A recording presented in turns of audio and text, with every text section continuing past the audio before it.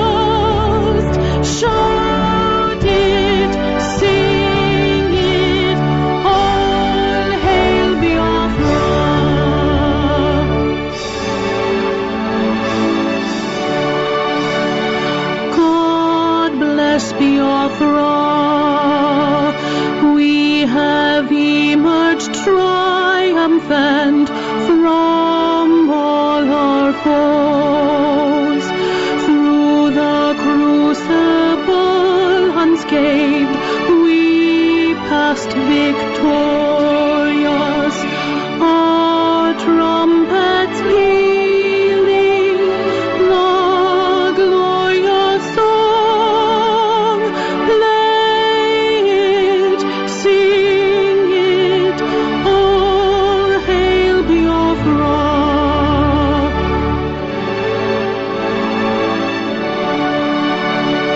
Oh, hail Biafra. We shall always remember all that perished in the struggle for our freedom. All hail our heroes.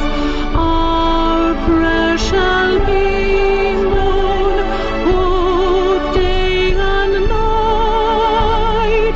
Say them always. All hail Biafra.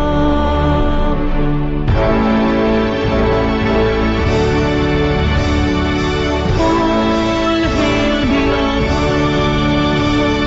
Now our star shines everywhere. We crave humility. God guide and protect us all. All hail your wisdom, shielding us from fury unleashed by Good evening, wonderful people, great Biafrans, wherever you are, upon the face of this very planet we call Earth. Once again, we welcome you to Radio Biafra live and uninterrupted broadcast, the evening of this very day, the 6th day of March in the year of our Lord 2015, with the time here standing at 4 minutes past 7 p.m. in the evening, 4 minutes past 8 p.m. in the holy, beloved, sceptered land of Biafra, the same number of minutes past the top of the hour, irrespective of the time zone you inhabit on this very earth. We welcome you to another exciting and uninterrupted live rendition, live broadcast and transmission of this very gospel of the restoration of the kingdom of heaven upon the face of the earth, that the physical manifestation of it is in the realization of the sovereignty, the freedom, the liberty of the people of Biafra as encapsulated in the Republic of Biafra. Therefore, we say good morning, good afternoon, good evening, and good night to some of you.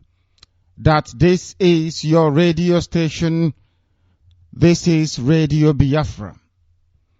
I say this is your radio station because people are at last behaving as if Radio Biafra belongs to them. I must congratulate everybody in and around Owerri who listens to Radio Biafra, and those of them who have gone out to say that they don't want CHK 97.6 in Owerri to even go off air for 1 minute. Because of that, they have been people on the streets of Owerri have been contributing money to make sure that they keep buying the petrol needed to keep the station running. Can you believe that? And the Owerri people are the very first people to do this. People go out on the street and they collect money towards the fueling of our radio station. Because of that, throughout today, I kept receiving calls from Owerri. When I asked them, they say they are listening to a repeat broadcast. They are the very first people to do it. Other people just listen to Radio Biafra on FM and think it doesn't cost anything because it comes to them for free. But thank heavens that there are those who reason like human beings in Owerri. They have been going out. Everybody, even those you would not believe, even those you will not believe, they are supporting this very effort in any way that they can. And I know they are listening now, and I must also, of course, recommend our people on the ground in Owerri that make sure that this very gospel is spread. I thought between Owerri and Aba, who is going to come up first with this? But Owerri has done it. If they are doing something in Aba, I do not know. But Owerri kept their system running. Our station kept running from morning till this very period it is still on. They need another generator so they can alternate between the two because there is no electricity. There is no light. I commend them for it. All of you, Owerri, those of you, the Keke Napep Association, those of you in the artisans and the tradesmen, I don't want to mention where you are located. All of you that supported this very effort, I commend each and every one of you in Owerri. They are beginning to behave as if they are Owerri people. They are beginning to behave exactly how I thought Owerri people will normally behave. The only place in the whole of Biafra land. We have 7 relay stations. There is only one where the people said, we want this radio to be on. Don't turn it off. For over 14 hours now, Radio Biafra relay station in Owerri is going. It's still on up until now. Why? Because they got around, they said we must sustain this. It must go on. I commend all our people in Owerri, the IPOB family in Owerri and surrounding areas. And for those who are talking about Mbano, Isiala Mbano is on CHK 97.6. Isiala Mbano is on CHK 97.6. Our message is spreading and spreading very, very fast, very, very rapidly to all nooks and crannies of that holy land that we know as Biafra. I must welcome you. As I have been alluding to, Radio Biafra is on CHK 97.6 Biafra FM, a very special kind of FM. Radio Biafra is also on satellite. I recommend, I have suggested, I have implied, I have spoken to some of you to ensure that you install satellite receiver for your parents in Biafra land or elsewhere in Africa. It is critical that you do so. We are also online on www.radiobiafra.co. If you go to www.ipob.org, if you go to www.rblworld.tv, if you go to biafratelevision.co, if you go to tunein.com, if you want, you can download TuneIn app on your mobile phone, on your tablet, also on your laptop. If you like also, you can access TuneIn direct, log on to TuneIn website, search for Radio Biafra, and we will be there. You will be able to listen to us. We are the only people capable of simulcasting at the same time on 3 recognized platforms. We transmit on radio, we transmit on satellite, and we are transmitting online as well. 2 more things to go. Our nuclear warhead will go on live as soon as we are able to finish the construction of our mast. Very, very important. And then we come to you on television. And then, I don't know if I have told you that one of our brothers have now donated a printing press. We are going to print newspapers and distribute for free. Nothing comes from Radio Biafra that will be purchased. Only fuel, petrol to run the generators where they are located. Everything is for free. We want to show the vagabond and the criminal how to run freedom fighting and get what you're looking for. We want to show them how it should be done. And I thank our brother very much. I don't want to say his name all that much. I thank him. He has donated his printing line, an entire printing press, to Biafra. We are going to publish our own newspapers for free. The only thing we will want is help with buying the papers. I said, in a matter of 3 years, we will undo every damage done to the psyche and to the brain of our people. We will do it. Just watch and see what will happen. Somebody told me this evening that Biafra is the talk of the town in Abuja and elsewhere. They are calling our embassy in Victoria, threatening fire and brimstone, the zoo government. And I told them that the day they will come. I have told our head of Directorate of State, the day they are going to come, you tell me and I will come there myself and see them. They think you are joking. Somebody told me that on their radio in Lagos, Wazobia, they're talking about us. Why wouldn't they? Why would they not talk about us? They know we mean business. They understand it. Because this evening, everywhere is quiet in the zoo. Do you know what they're doing? They're all listening to Radio Biafra because we determine the tone of political discourse in the damnable zoological republic. We teach them what they do not know. Because we are learned. It is not arrogance. I happen to be learned. It's not my fault that I went to school. And I paid attention and I learned. If you think you are intelligent or smart, pick up the phone and call. If you survive for 5 minutes, then you know you are indeed educated. I give you only 2 minutes with only one question. And then you see how ignorant you are. This is Radio Biafra. Welcome you. Man did not call us to come. Chukwu Abiyama did. That we must come here to spread his gospel in truth and honesty, without being afraid of any man. As long as we remain without fear in the presence of our enemies, nothing can ever happen to us. As long as we are truthful, we remain on the truth, nothing will happen. Biafra will come. As long as we recognize that Chukwu Abiyama in heaven is God and worship nothing else, Biafra will come. As long as we look at those who are less privileged than we are, recognize their pain and their suffering, and do everything we can to alleviate it, Chukwu Abiyama will be with us. As long as we do no wrong. Our hands are clean and our hearts very, very pure. And that is why we are incorruptible. So this very evening, as always, we thank Chukwu Abiyama in heaven, the Lord of hosts. I don't know if they know the meaning of the Lord of hosts. If you know the meaning of that, you will not worship idol. You can't hear Pharaoh in the orchard. You will not worship any idol if you understand the meaning of the Lord of hosts. That is why we worship Chukwu Abiyama here, nothing else. Chukwu Abiyama is also kind of favor. And he has not let us down.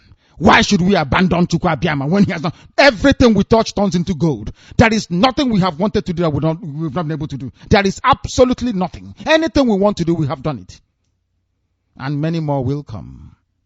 Because this very year, we will call down the glory of Chukwu Abiyama from heaven to come down to this very earth, that indeed his kingdom may be able to come. That is why we pray to him. That is why we bow our heads before him. We kneel before him. Everything that we are today, everything we are likely to become in the future, every praise, every adoration, every honor, every uplifting of name. Everything belongs to Chukwu Abiyama in heaven and not to man on this very earth. That is why we say that he will very graciously accept our prayers as always and continue to bless us wherever we may be around this very earth. Individually, we are Biafrans. Collectively, we are family members wherever we are. And together, all over this very planet, we are the indigenous people of Biafra. IPOB, that is the banner we take into battle. Nothing else, and we have nothing to do with what's wicked. Everybody must understand that. Our hands are very clean. It's impossible to do so. And then expect Chukwu Abiyama to bless you. It is impossible. We are not kidnappers. We don't print passport. We don't print car license number. We don't do any of that rubbish and mint currency. If you're looking for the currency to print, you still call that currency pound. You must be foolish considering what the British did to us. Do you think we are going to answer pound in Biafra land? You must be mad. Considering the role the British played in the decimation, in the death of 6 million people. You must be insane. Biafra will not use pound. Never, ever, ever. Everything we are going to use is going to be original to our people. Original to our people. If you're going and printing money because you are an opportunist, because you're a thief, you are grossly mistaken. Grossly mistaken. This is Radio Biafra. We welcome you. My name is Nnamdi Kanu. I am the leader of the indigenous people of Biafra all over this very planet. IPOB, I mean. The commander of all her loyal forces, wherever they may be. In the same token, the director of Radio Biafra. By the grace of Chukwu Abiyama in heaven, I will now and always remain a faithful, loyal, obedient servant of the wonderful people of Biafra until my dying day. I will not fail you. Some of you will fail me. You have failed. Some of you have already failed. Na China. We know their villages now. And we'll tell them, call your children in China and ask them to refund the money belonging to the people. It is the money we were meant to use to buy weapons and to buy bullets, to defend our land against the incursion of the very virulent jihadists in the shape of Awusa Fulani, headsmen, Boko Haram, just name it. We don't want to be part of the zoo. And your children took money belonging to the Biafran people and they are doing business with our money in China. Tell them to return our funds where it belongs, that we may do what we have come here to do, that in the end, Chukwu Abiyama and not man may take the glory. Some people do not appreciate what we are doing. Some of you don't quite understand the essence of why we are here. Some of you feign ignorance.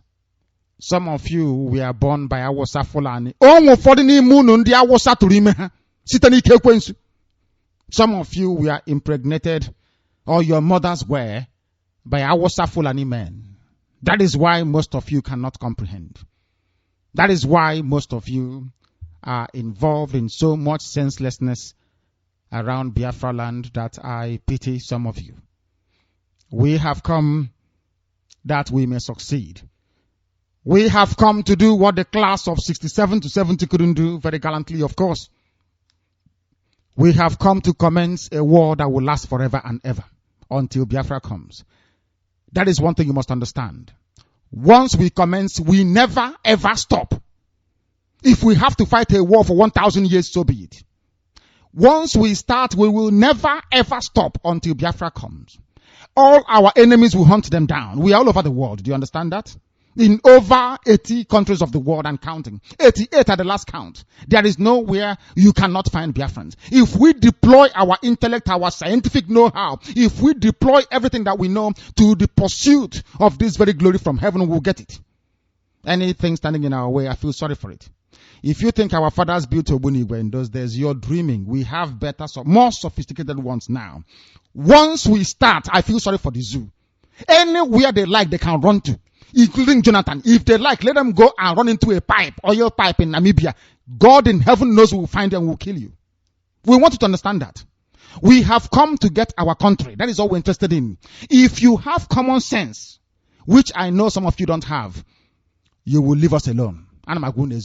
If you know how angry we are, if you know how upset we are, I swear to heaven, you will run away and I'm telling you the truth. Because the world will not have seen anything like us before.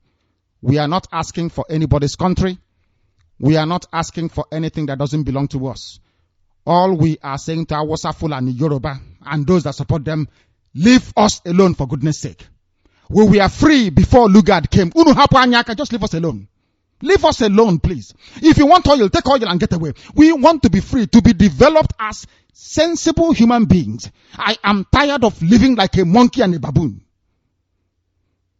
My education cannot be wasted on me. I am an economist. There are those of them around me who are lawyers, some are engineers. We know what we can do to make our place better. We know what to do. The type of economy to run to make life easier for everybody.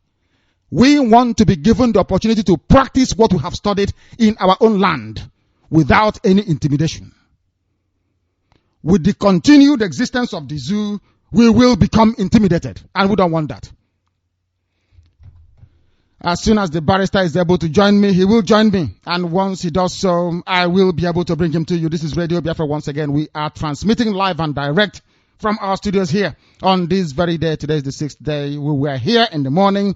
We have come here again this very evening. And the will of heaven must prevail because Chukwu Abiyama is our God. And that is why we are going to succeed. Not just succeed now, but move on to ensure that we entrench the values, that we entrench the understanding, the reason, the adoration, the adulation of heaven in pursuit of this ultimate glory that will take us very close to divinity itself. What we seek in life is mere immortality in a temporal sense, not in a spiritual sense. You must understand that. This is Radio Biafra. As we wait for the barrister to join us this very evening, I must once again, I don't know, we have had slight hiccup, but we are continuing. The enemies of what we are doing, they will try, but we will prevail because we are here to do what is right before heaven and before this very earth. And this is Radio Biafra. We must continue. Our work must be done. We must continue. In the absence of the barrister himself, whom I have tried to get hold of, and I'm sure he will try and come back to me later, I will proceed to announce the telephone numbers this evening with which you can contact us at your leisure as soon as our lines open. As always, we are on multiple lines, on multiple channels, of which the most critical one, I should say critical ones, as a matter of fact, all of them being very, very important, but some are more important than others, obviously, is +44 208 133 9976. I repeat, +44 208 133 9976. We have another number as well. It is +44 78 313 08376. I repeat, +44 78 31 308376. We have a very, very important line in Biafra land. Anything you want. Everybody, if you are in any place where we have our relay station, or from a state where we have our relay station, and you want to know how you can, we don't even mind. If you buy petrol for us, we'll go and carry it. As simple as that. In fact, it's even better that way. If you have petrol or diesel to give us to run our station, please, this is the number to call. If you have any support or help or advice to offer, this is the number to call, please. Because it's a very busy number. If you call it sometimes, it may be very, very even congested. Try and call back again. That number is 090-9077-6589. I repeat, 090-907-76589. 090-9077-6589. If you call that number, we will be able to take your call as well. If you have anything to offer, especially to the crew in Biafra land. We are on Viber, we are on Tango, we are on WhatsApp, and what is the number for these? +4478 313 08376. I repeat, +4478 313 08376. This is Radio Biafra. We are also on Skype. And the contact details for Skype remains Radio Biafra, simply Radio Biafra, and you will be able to join us. Some of you are calling us already. I will please implore you to refrain from contacting us at this material point in time, because we have not concluded with our news headlines and accompanying news summary. I repeat, you will be able to contact us as soon as we have dispensed with all the formalities of our news presentation, by which I mean our news headlines and accompanying news summary, and having heard from the barrister as well. Therefore, we must go forward. We must proceed with every sinew, every effort, all that we can muster in terms of strength to go on to bring the news to you this very evening. We did so in the morning. It's a very tiring, arduous task, believe you me. But Chukwuabiama said we must do it, and that is exactly what we are doing. And I'm also glad to say that Abba was on this very morning. Abba was on this morning. I believe the barrister has joined me at last. Barrister, can you hear me? Yes, Director. I wonder if you are following me too. Of course I am. You may proceed, please. People are waiting. Go ahead. Yeah, good evening, Director. Good evening, Barrister. Good evening, Biafrans, wherever you are. First of all, Director, let me thank our brother who provided his printing press for IPOB. My brother, wherever you are, wherever you live, may it be well with you and your family forever. And ever, in Chukwuabiama's name. I have to thank Alo Weremrum, Alo Wereweze. You have set the pace. I greet all of you there, Owere, Aba, Onitsha, Umahia, or Kibbe, wherever you are. We are circulating this evening to preach to you the gospel of Chukwuabiama, the restoration of Biafra.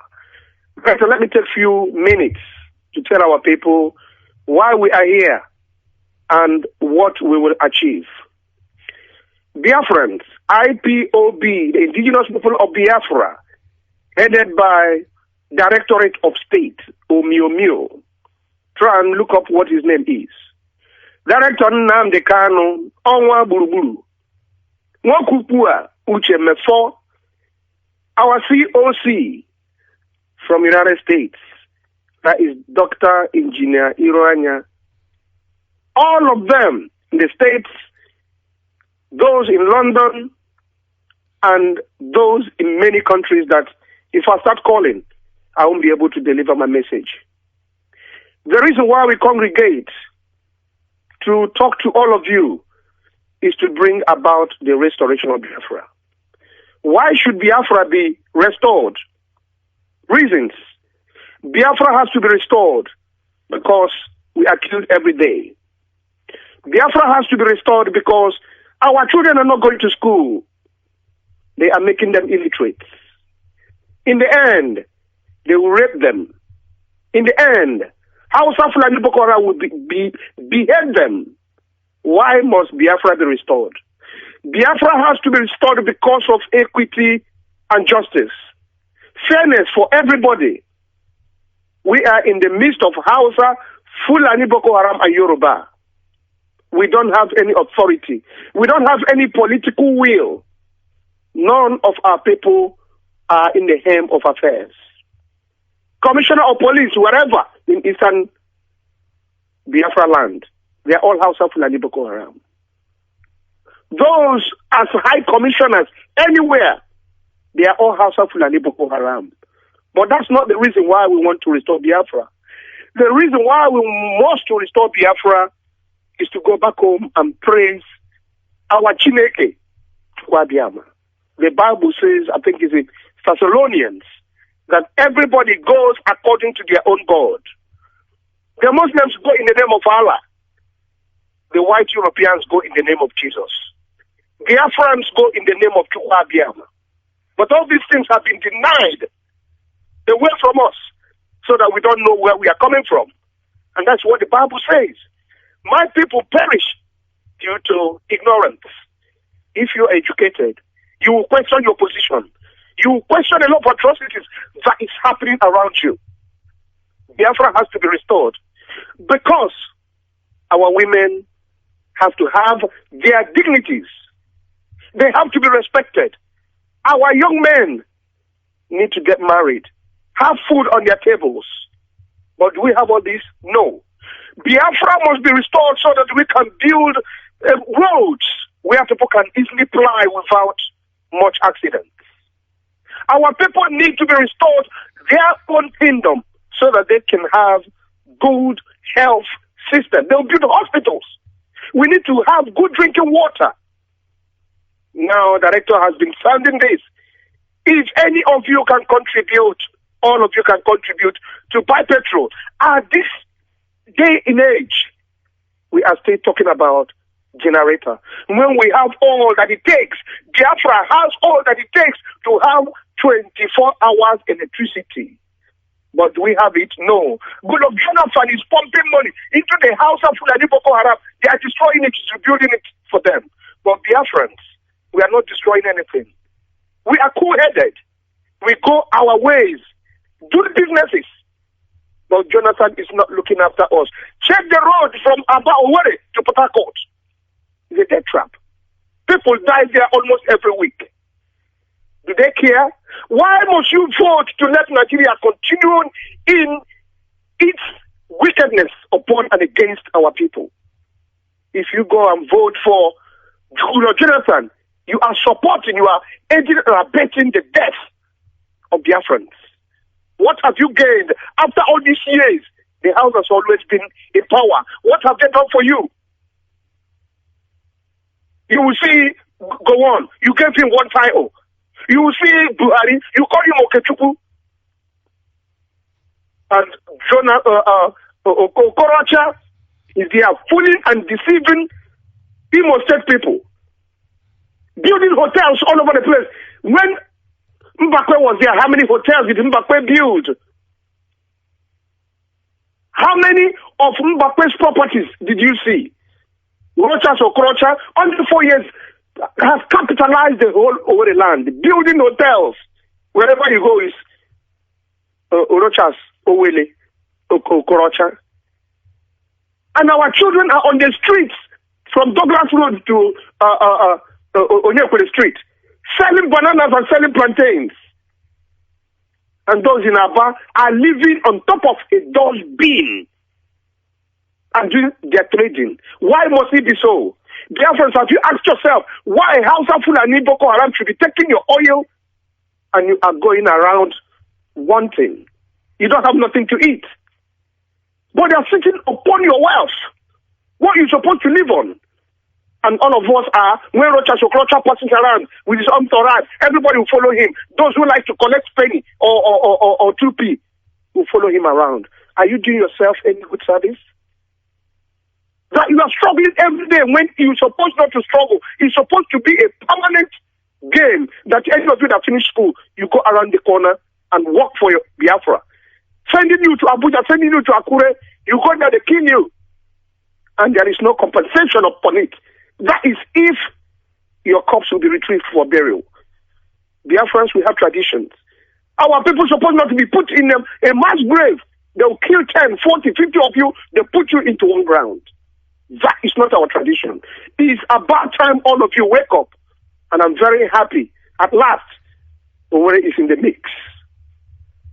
About to rise. Onitsha people rise, not buying and selling and trading and buying and selling trading over your brains. Hausa Fulani Boko Haram are there, pretending they come to your villages. They are surveyors. They come around to see where all your things are hidden. Once they hear attack, they will rule your villages and send you off. It's about time all of you wake up. Open your eyes. Be sharp. The Bible says it. Be as clever as a serpent, but look as innocent as a dove. Biafrans, Radio Biafra is here legitimately. European Act 2007 supports the activity of indigenous people of Biafra. You're supposed to be self-governed, not Buhari trying to govern you, bringing you Sharia law. We are Christians in nature. We're not Muslims. Why should things be imposed upon you and you're taking it lightly? Hausa, Yoruba, we are not related. And some of those my people in Owerri and Imo State trying to become Muslims, be prepared to follow them to Sokoto, Zungelu, or Guzo. Be prepared, because our law will, Imo State, the whole Biafra, will not tolerate Islam in our midst. Because they have a culture of killing. We don't kill our people. The old ideas, the Hausa Yoruba media told you that Igbos don't like their neighbors, and they made us to hate one another. Yet, no Igbo man has ever gone into conquest to another village. All these are fabrications. That is why Radio Biafra is here to unravel and to cancel all these innuendos that has penetrated deep down into our people's subconsciousness. We are here to remove all of them. Igbo man likes money. Hausa Fulani Boko Haram are stealing your money every day. How many of you have seen billion? Igbo man likes money. They will do something, they turn it around and use psychology on you, and you accept it. If you hear anybody say that Igbo man likes money, slap that person, because none of you has ever been indicted for taking any big money in that contraption called zoo. It's about time all of you stand up, wake up. All of you. Sarita, good evening. I stand here for the news. Thank you very much, Barrister, and good evening to you. This is Radio Biafra. If this is your very first time of joining us, then we welcome you. As always, we will ask you to go and tell people around you, friends and neighbors. If you are in a place, as most people are in the Western world, where you don't even speak to your neighbors, please try and make use of online. It is not just there for gossip. You can use it to say to your friends and your family that you are listening to Radio Biafra, and let them understand the very means or the very platform you are using to join us this very evening. The time here now is 22 minutes to 8 p.m. in the evening, and that was the voice of the very eminent barrister. We will now proceed to present our news headlines and accompanying news summary this very day.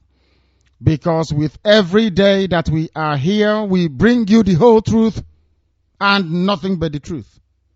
Without version. There is no version 100. What I find astonishing about people is, in Aba in those days, when we were living in Aba, they burn criminals when they catch them. So the criminals became very clever. When you see them and you're pointing at them, the criminal will also join up and be pointing at somebody saying, this is the criminal, this is the criminal. So that you don't actually know who a thief is. The idiots, the criminals and the hungry people, this is why I have asked the Directorate of State to mandate every coordinator through the continental reps to make sure that the people we have serving Biafra are truthful and honest men and women. The nonsense that happened in China and in Barcelona will no longer happen to us again. We are idiots who are clearly very hungry, struggling with life, saw $5,000 they have never seen before in their lives, and their brains turned. And they decided to betray their country. They decided to think of what business to go into, buying and selling, to see if they can recover the money on time to be able to pay back. That nonsense will not happen again. It will not happen again. Some of these criminals are very brazen. Yemandas run a zoo, pretending that they are Biafrans when they are not. These people are streetwise criminals. Very, very streetwise. But this is 2015. We will teach them a lesson that in their next life, when they come and hear about Biafra, they will mention it again. They can hide, but they can never, ever, ever, ever escape what will come to them. We announce it openly for the world to hear.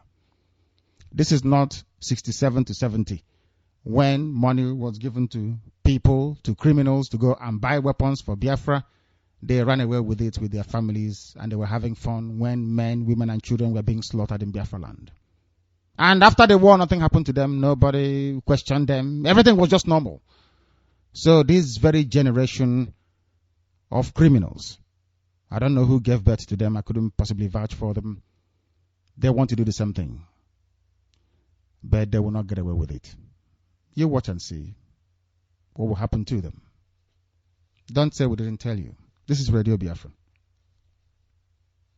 We are reporting this very day, as we have always been doing on Radio Biafra, that the politicians are begging themselves, do whatever you can so that the zoo will not break. David Mark is saying to politicians, Nigeria must not break. Why? Why do you think he's saying that? This was the man that convinced David Mark, which is not his proper name, of course. Everybody, he's from Middle Belt, so he doesn't come from anywhere. This is the man that convinced the people of some people in today's River State that they can steal properties belonging to their own brothers and sisters in Iguacha, which is Port Harcourt today. He was the man that convinced Ken Sarawiwa that the best thing to do is to steal properties belonging to Igbo people. That turned Ken Sarawiwa into a local thief, a property snatcher and a thief. That's what it is. When you take something that doesn't belong to you, you are a thief. Go and check the dictionary meaning of it. If you take something that does not belong to you, you're a thief. The Ken Sarawiwa that he's a freedom fighter is a local thief. Who doesn't know that he's a thief? The properties of ZCOB that were stolen in Port Harcourt. Ken Sarawiwa went to Government College Omwai. For those who don't know, the same school as Chinua Achebe, the same school as Cyprian Ekwensi, the same school as some of us. I was at Government College as well. Chinua Achebe came out and became very, very successful at what he was doing. Ken Sarawiwa came out and decided to try thievery. When the war broke, he was one of the few to go and join Awasa Fulani, brought them into Biafra land, and in return, they did not give him federal contract, no. They gave him properties belonging to his own brothers, and he took. He became an abandoned property expert. He became very good at stealing properties. And some of you will be wondering, what is it that Ken Sarawiwa, why does he have such hatred towards people from across the Imo River? After all, Ogoni land is Igbo land. They're all Igbo people. But you know, these days, even somebody from Asaba, which is Ahaba, will tell you that he's not Igbo, he's from Delta. It's understandable. Igbo people, of course, in the main have misbehaved so much, nobody wants to identify with them anymore. Ken Sarawiwa became very, very antagonistic because he went for a dance and the girl did not want to dance with him. That's all. I repeat what I'm saying. Go and ask those that he confided in. Why did you participate in abandoned property? Ken Sarawiwa, why did you allow enemies of Biafra land to outflank us through your territory? He was upset. A girl did not. You know, in those days, they have something we call Onkwa at Government College. We used to invite girls' school. They will come and we dance. Not mixed school, only girls. They will come to Government College and after debating society, whatever nonsense, we then begin to dance. He went to one of those functions. He was intelligent, no doubt about that. He was in the debating society. A girl refused to dance with him, and that was his anger. Ken Sarawiwa, throughout his entire life, did not have anything against Igbo people. The only thing he had against them was that a girl refused to dance with him. He brought army people from the depth of darkness into the land of the Most High God Chukwu Abiyama to kill his own people. And after the carnage, he stole properties in Port Harcourt. He became a property thief. Ken Sarawiwa, I'm saying it loud and clear. Ask him. Of course, he's dead. Ask the family. Maybe they will tell you they're honest people. The same Awasa that he was serving then killed him. It is the irony that is not lost on me at all. No. The same Awasa he was serving turned around and killed him. And the last thing that Abacha said to him was, if he's honest, you want to betray me the same way you betrayed your brothers. Ask him, those who can see into the spirit. Abacha said to him, you want to betray me the same way you betrayed your brothers. So the last thing he heard from the man that condemned him to death was telling him that he's an Igbo man. And then he was done away with. These are some of the things you need to understand and be able to follow. Because you're listening to Radio Biafra. Therefore, you must appreciate. You must accept. You must follow.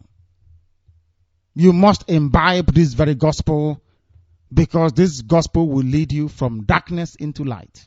That is why we are here. And that is why we are Radio Biafra. We must continue. The zoo must not break up according to the man that gave stolen properties to Ken Sarawiwa. This man who is the architect of abandoned property. This is the man that made sure he is today afraid of Nigeria breaking up. But he was the one responsible for the breakup of the unity in Biafra land immediately after the war. So you will come to Igbo land and you divide them. You will come to Igbo land and you break them up, and you're praying and crying and saying, oh, please keep Nigeria as one, because you have been in the Senate for how long now? How many private jets do you have? How many palatial mansions do you have in America and in Europe? How many bank accounts abroad do you have? You are crying for one Nigeria because that is your only way to keep looting forever and ever. When you are gone, you will loot and keep for your children, and they will continue from where you stopped. People must be able to reason very, very well. People must be able to think properly and do things the way they are supposed to be done. Very, very important. This is Radio Biafra. David Mark saying Nigeria must not break. But you came and you broke up Igbo land. You told Obibo, you can go, you are not Obibo anymore. You are part of Rivers State. And by the way, any property belonging to somebody from across Imo River, the same people, only a tiny river. And the river can never be a boundary anyway if you have common sense. You can take their properties. This man was responsible, David Mark. Today he is the president of the Senate. It seems to me in the zoo, the more crimes you commit, the more sinful you are, the better your chances of making it to the top. David Mark is a property thief. He stole properties that he never owned, never belonged to him in Iguacha, that you call Port Harcourt. Understand that. Today he's praying and saying, don't let Nigeria divide. But you let Igbo land divide. You and Cancer, we were planning, or in fact you executed. Not just conspiracy to steal. You actually stole properties that is not yours. But today you're a big man. Do you understand how the zoo works? The more criminally minded you are, the more successful you are. If you're a thief, that is what some of them are thinking in the Biafran movement. Maybe if I go and steal, somehow I'll make it to the top. They think that's what we're here for. And then they discovered that we are incorruptible. But by then, simply too late for them. They will understand it the hard way. Many corruption allegations against my government are politically motivated. Jonathan, you are corrupt. Jonathan, your bank account is in Namibia. Jonathan, you are a major investor in Namibian National Petroleum Company. Jonathan, you have a stake in Namibian State Oil Company. Jonathan, you have a mansion in Namibia. Is that not corruption? That is where your money is. We know that is where your money is, Jonathan. When we told you Tinubu had 15 bank accounts, on closer inspection they found 19. Anything we tell you on Radio Biafra is gospel. Truthful. There is nothing you can take away from it. The way it is the way it is. Jonathan is Jonathan, how many aircrafts do you have? When you visited Kenya and they were laughing at you in Kenya, how many aircrafts did you go to Kenya with as a president? You're talking about corruption. In fact, anybody advising Jonathan, please tell them that Radio Biafra is live every blessed day. Tell them that Jonathan shouldn't say anything regarding corruption. He just shut up so that we won't remember him.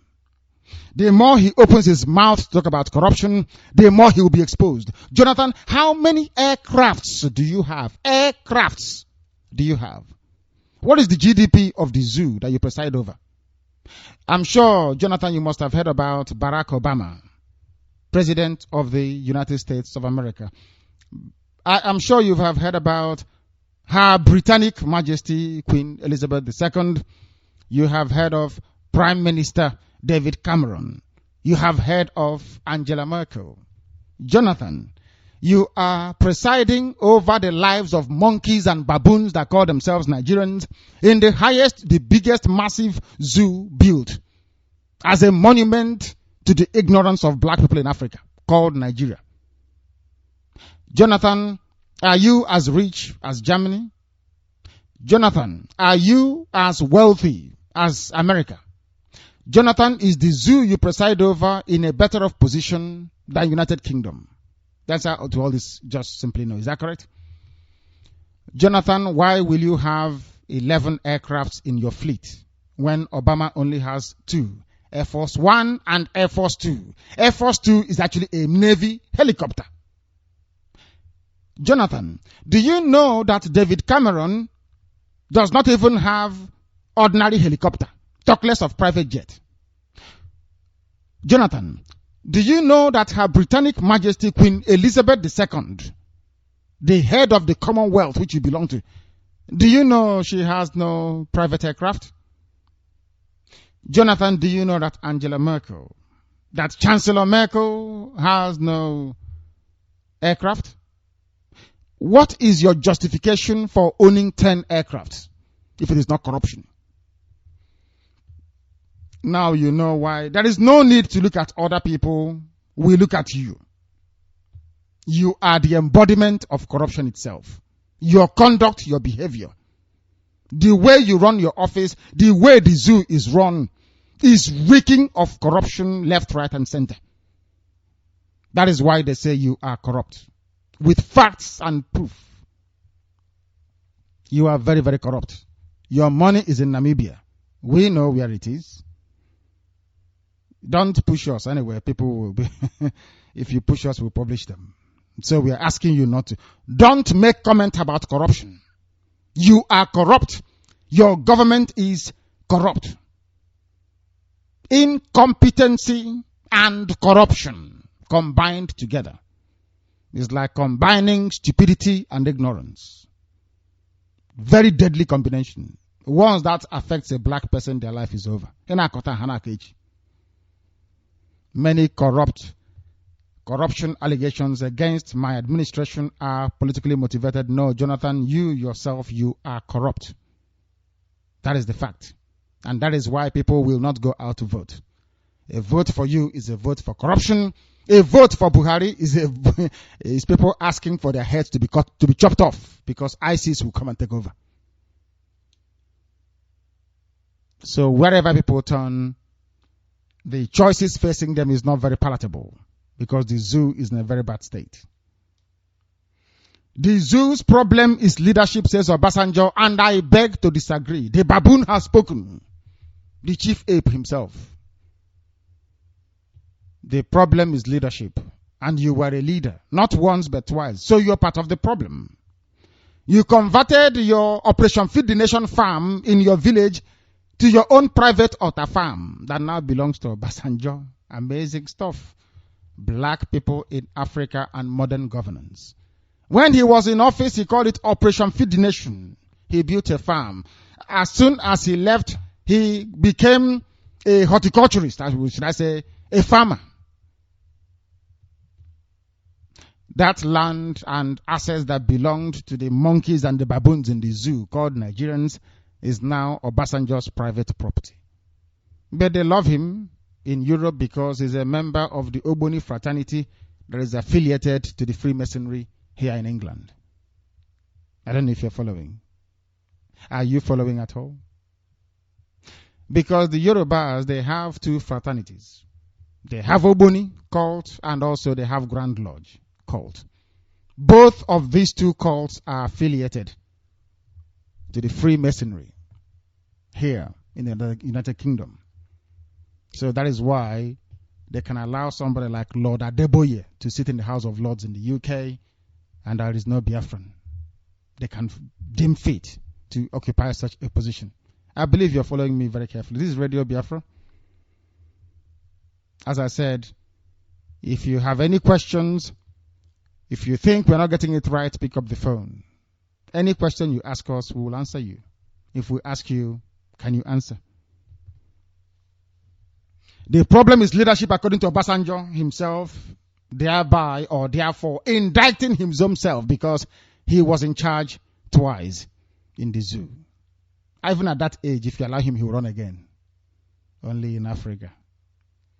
It's amazing seeing PhD holders looking for jobs in a country where the leadership is so poor, in a country where they are so corrupt, in a country where there are kleptomaniacs in the ocean and the armor, people, certified rogues who are in charge. What do you expect? What do you expect in a country where everybody is a thief? You will have your PhD, but there is no job. Even the PhD is not even, I think, comparatively speaking, somebody holding a PhD is like somebody coming out of class 5 with about 4 distinctions. You have PhD in the zoo, it doesn't mean anything because you're not properly educated anyway. It doesn't mean anything. The hostel, the PG, they call it postgraduate hostel where you are, there is no running water. There is no light. And you're a PhD student in electrical engineering. Very pathetic, isn't it? PhD doesn't mean anything in the zoo.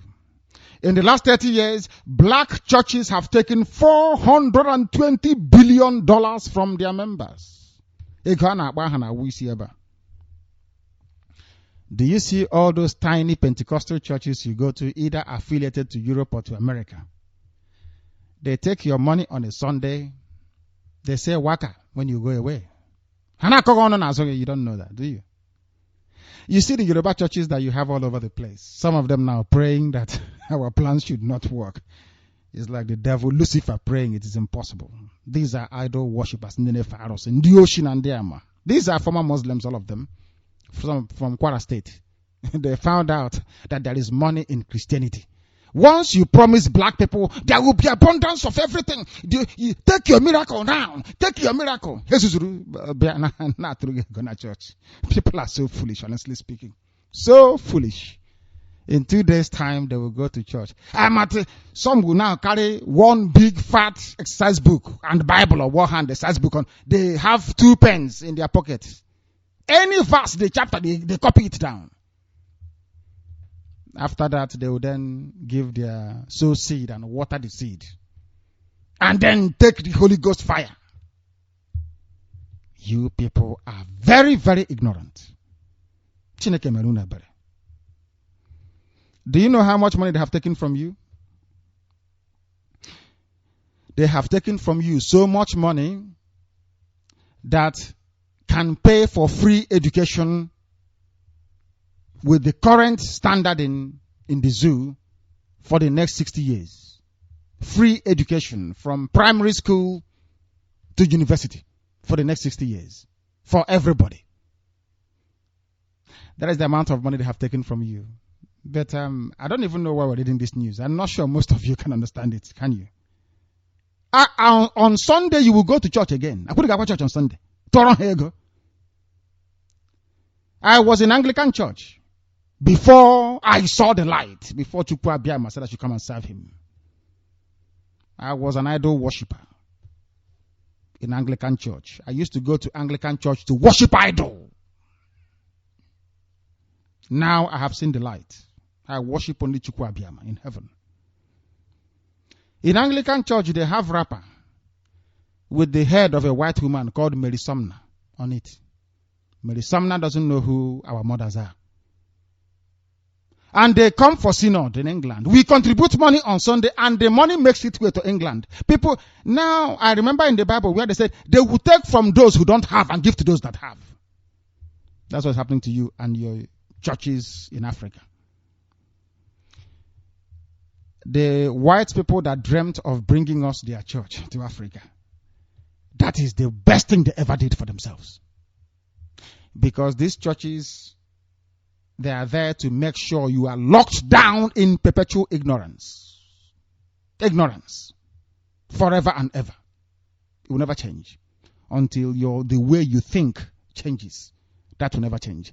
Ask yourself, why will people contribute money in Anglican church and they bring it to Canterbury? Why will those going to Catholic church contribute money, they take it to Rome? Are they not already developed? Can you, maybe, is it making sense here? And in case you're wondering, this is Radio Biafra, we speak the truth. We don't care if you jump from upstairs window to kill yourself. That is your business. Here we speak the truth.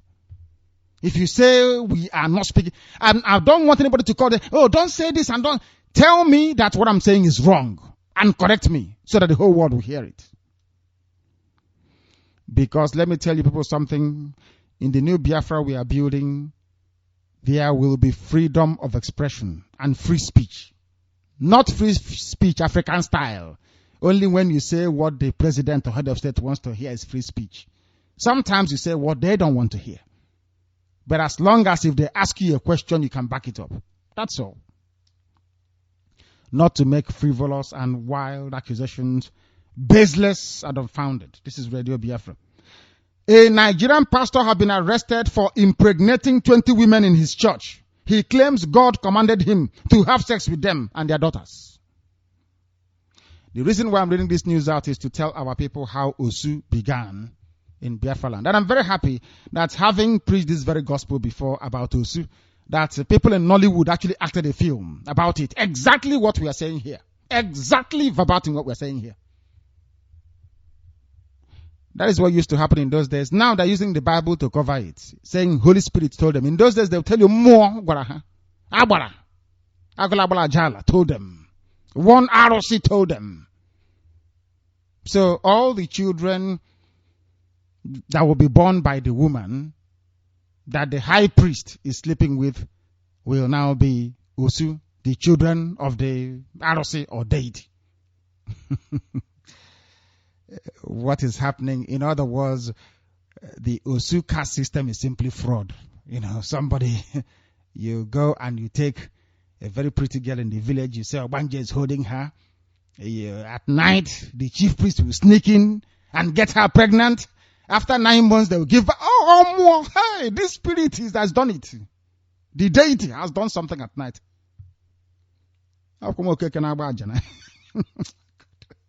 Ignorance. Ignorance. Aye, dear Lord God have mercy. Ignorance.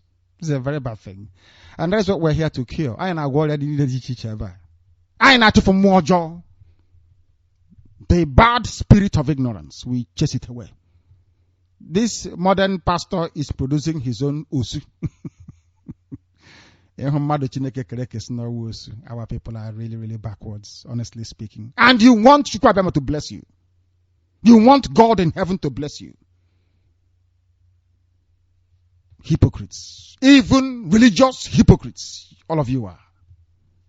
You are calling somebody else Osu.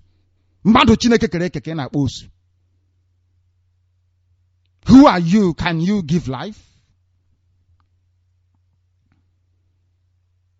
All you did was to sleep with your wife, and that was all. And the child came. You don't know how the child came.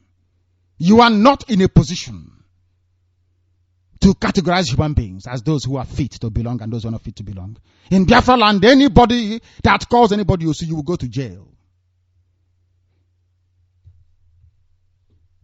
Everybody will be born equal before the laws of heaven and the laws of this very land. But you allow your children to marry white people, yes? But your child will not marry Osu.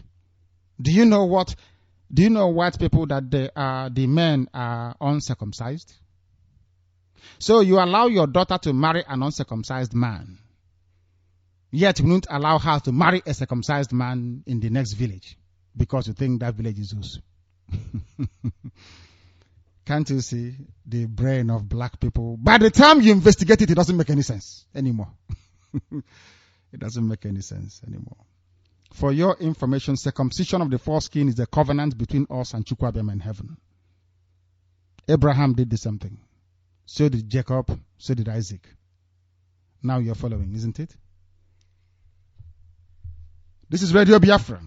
40% of weapons seized from Boko Haram fighters are made in France, according to Chad. They are made in France, at least they're supplying them. What bothers me is, so how come all of a sudden there is no air, land and sea blockade of Boko Haram?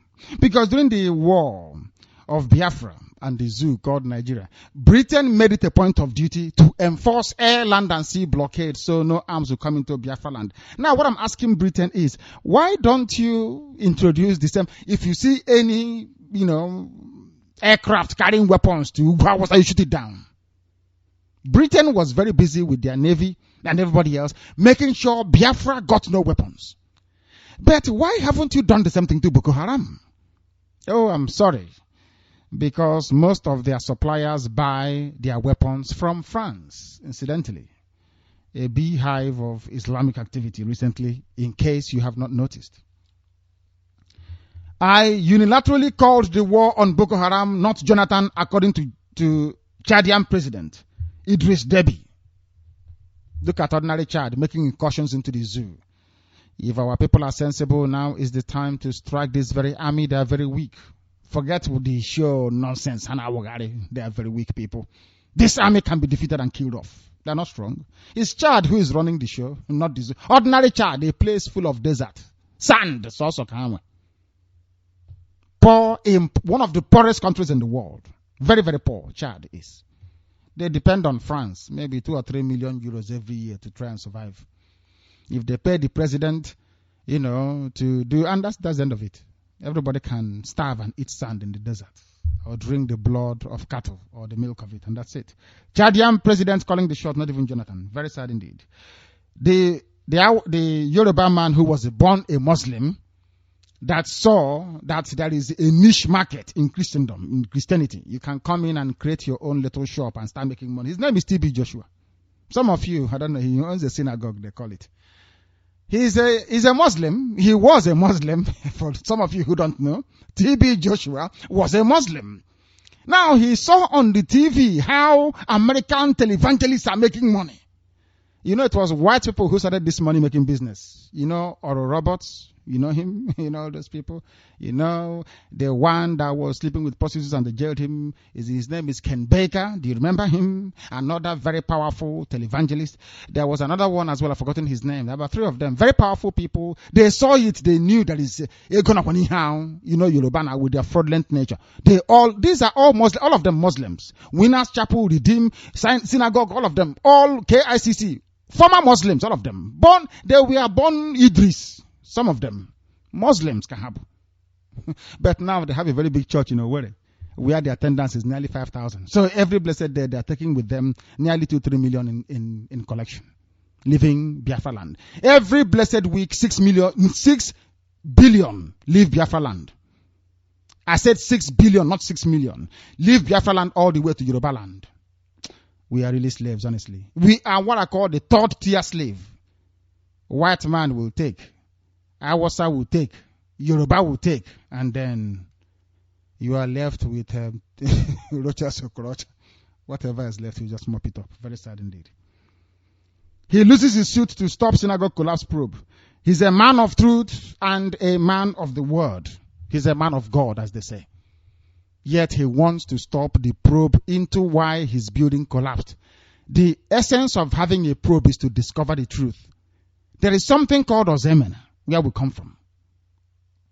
Can dedicate to a happy more so that this collapse will not happen again. That is why you have inquiries. And that is why people go to school. Because if you're educated, you will understand the meaning of an inquiry. An inquiry is to find out, how did this building collapse? so that other buildings may not collapse, so we can learn from it. He's a man of God, but he's afraid of the truth. He's trying to get them to stop the inquiry they are making into the rubbish building he put up with Dangote cement. Fake cement. Njaba residents reluctant to return after Boko Haram massacre. They said they're taking over. Who said so? No surprise in security circles over the former Chief Justice of the Federation's son joining ISIS. The son of Mohammed Wires, the former Chief Justice of the Zoo,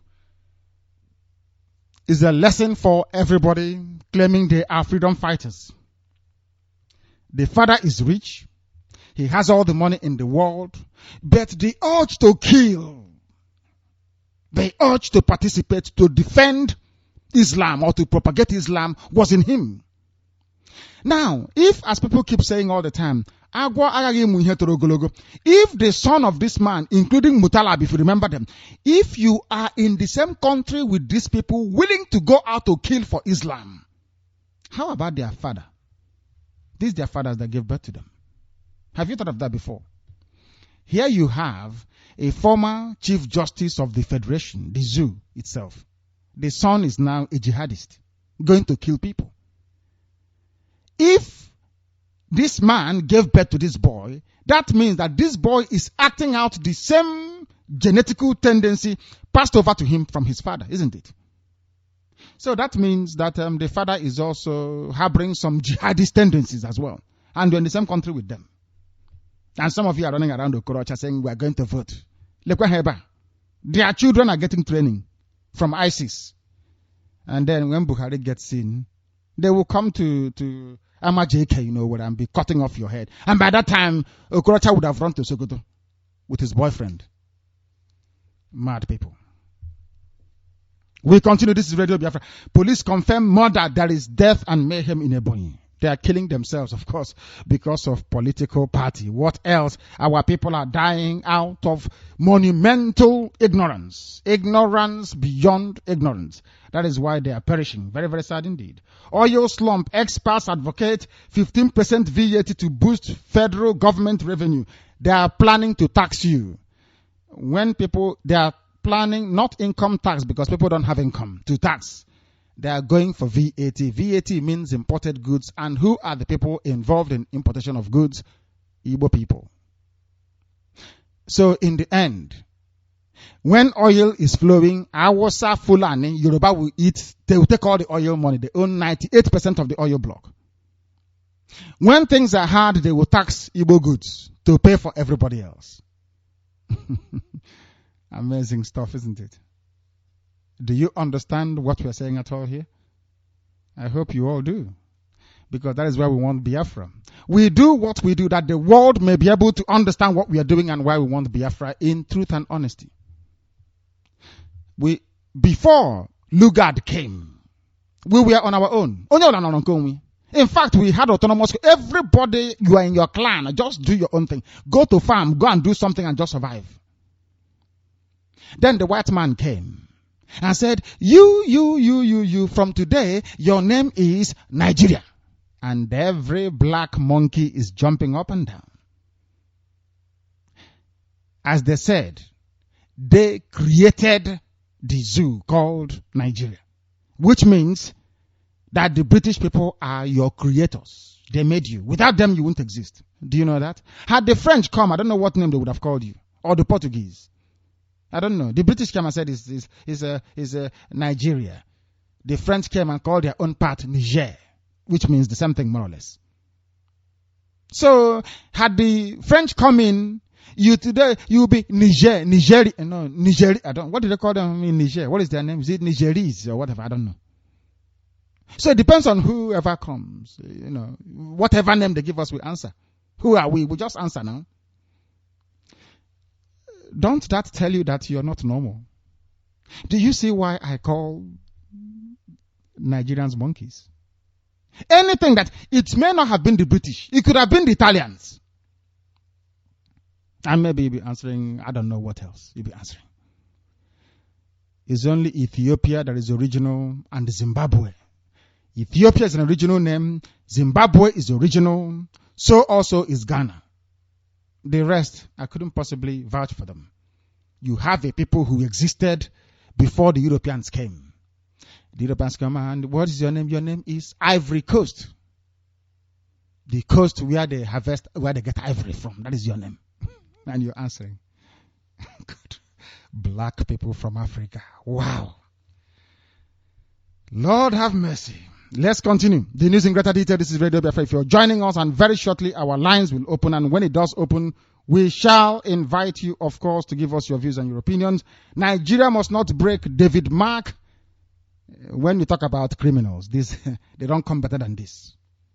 No, I'm sorry. Tinubu surpasses him because Tinubu but Tinubu started late to steal. These are the granddaddies of thievery. David Mark, Senate President, 3 private jets. Amazing stuff. Senate President David Mark warned his fellow politicians to abstain from unguided and offensive utterances that are capable of instigating violence or creating disaffection. David Mark, what creates disaffection is your stealing. Because that money you're taking away and banking in Europe, you see. Now let's teach you simple economics so you understand it. If that money were to be in the economy, you don't have to give soft loans to entrepreneurs. What you do is, all that reserve will be held by the central bank, and they give it to ordinary high street banks and say to them, loan this money to businesses.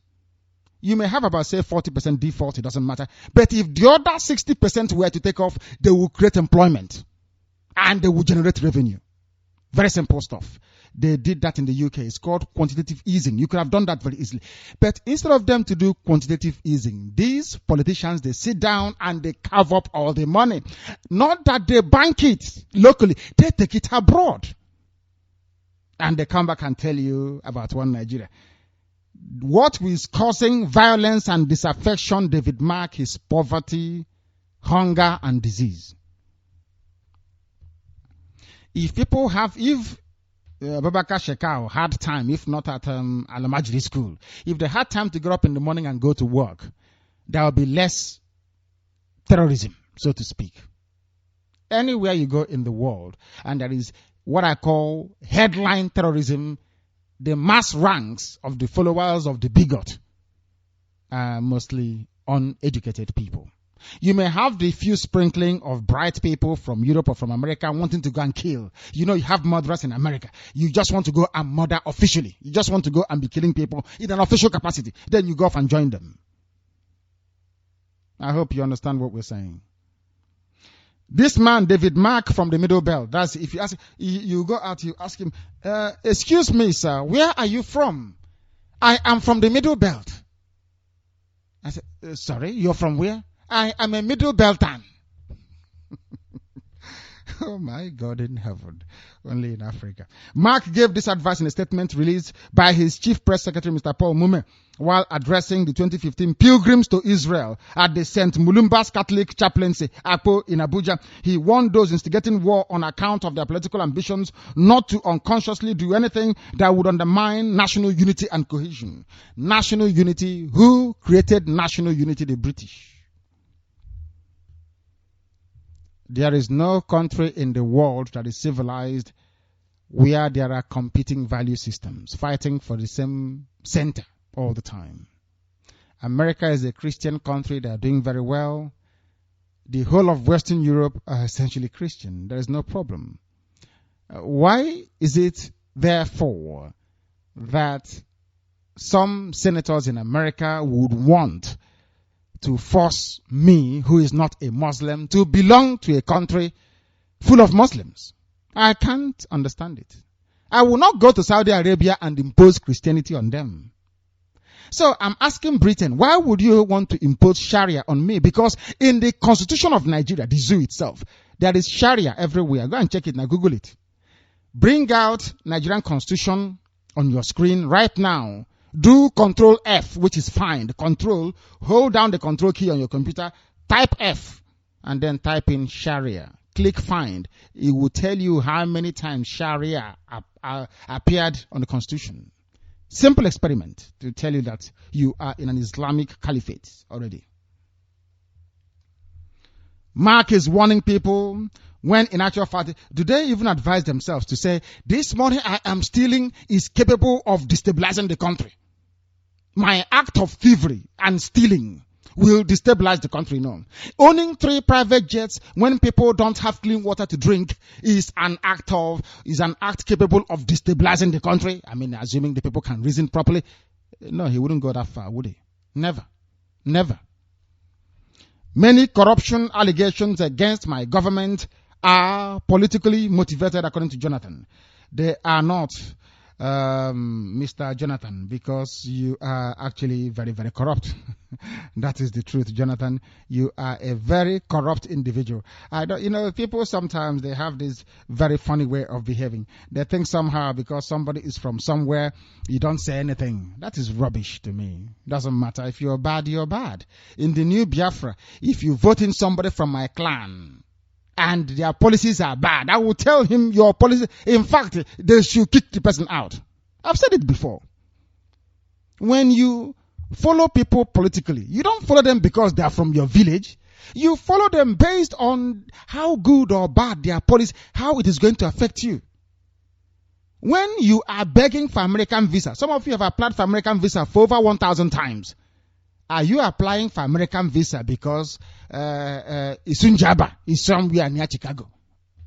Do you know the mayor of mayor of Chicago? God forbid. Do you know the mayor of Chicago? But you want to live in Chicago. You prefer to live in Chicago than to live in Ozobolo. Is that not correct? Who do you know in Chicago you want to live in? It's because when you go there, the opportunities you have is better than what you have in Ozobolo, isn't it? You have jobs, you have electricity, you have running water. If you work very hard, you make it. Now, if you bring it to local politics, that is what should be guiding who you vote for, not how close they are to you. Because why travel to America when you can travel to Benin Republic, to Cotonou? If it is proximity, how close somebody is to your village, that determines who you vote for. But all these lessons are for Biafra land, not for the zoo, because we are asking you not to vote. Do not go out to vote. That's all we are saying. Don't go out to vote. Understand that. President Goodluck Jonathan has berated internal and external criticisms of his administration as corrupt, asserting that a significant proportion of the allegations has been politically motivated. Jonathan, speaking at the 54th Independence Anniversary Interdenominational Church Service at the National Christian Center in Abuja on Sunday, in an interview broadcast on Monday on the English channel of Al Jazeera, President Jonathan cited the claim of missing oil funds raised by the erstwhile governor of the Central Bank of the Zoo and now Emir of Kanu, Alhaji Lamido Sanusi, as one of the politically motivated allegations of corruption directed at his government. Jonathan, even NNPC admitted that they did not remit the whole money to the Federation account. The question remains, where is the money? And the obvious answer from you is that all that money has gone into your pocket and that of your cronies. Jonathan, you are corrupt. Very, very corrupt. So nobody is leveling any allegation. Your administration ranks as the most corrupt, if not the most incompetent I've ever come across in my entire life. I have never seen something as shambolic and as idiotic as this. Never, ever, ever. We continue. This is Radio Biafra. There is no sentiment here. I don't believe in stupid sentimentality. I don't believe in that rubbish. If you see the truth, you speak it. If you can't speak it, you shut up. The Zeus problem is leadership, according to the chief ape himself. John My goodness me. Obasanjo, according to some market women in Naija. Former president of the zoo, Olusegun Obasanjo, has hinted that for the nation to move forward, the leadership must be upright. That's what I told you about people in China stealing our defense fund. You know, I say how they go. The Hanabamba. Obasanjo, having collected money or having negotiated for himself very good concessions from MTN, so that if you scratch MTN card, he gets 2 naira. Before it was 1 naira, now it's gone to 2 naira. Now that other people are now competing. This man that converted what was meant to be a federal farm into his own private farm is telling you that you should be upright as a leader. Leaders should be upright. This is the man that went to Odi and flattened Odi. For those of you from Nigeria Delta who cannot reason properly, we tell you this. It was a Yoruba man that bombed Odi. It was an Hausa man that marched their troops all the way to the Atlantic. They carved Warri into 2.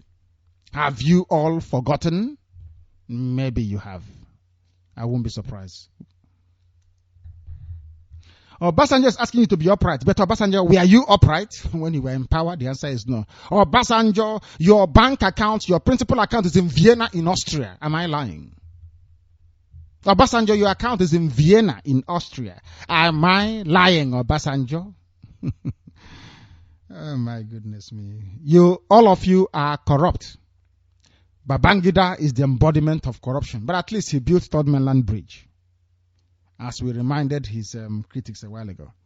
The man is bad, but you can say he built Third Mainland Bridge to ease traffic congestion in the already congested hellhole and filth bag that is Lagos Island.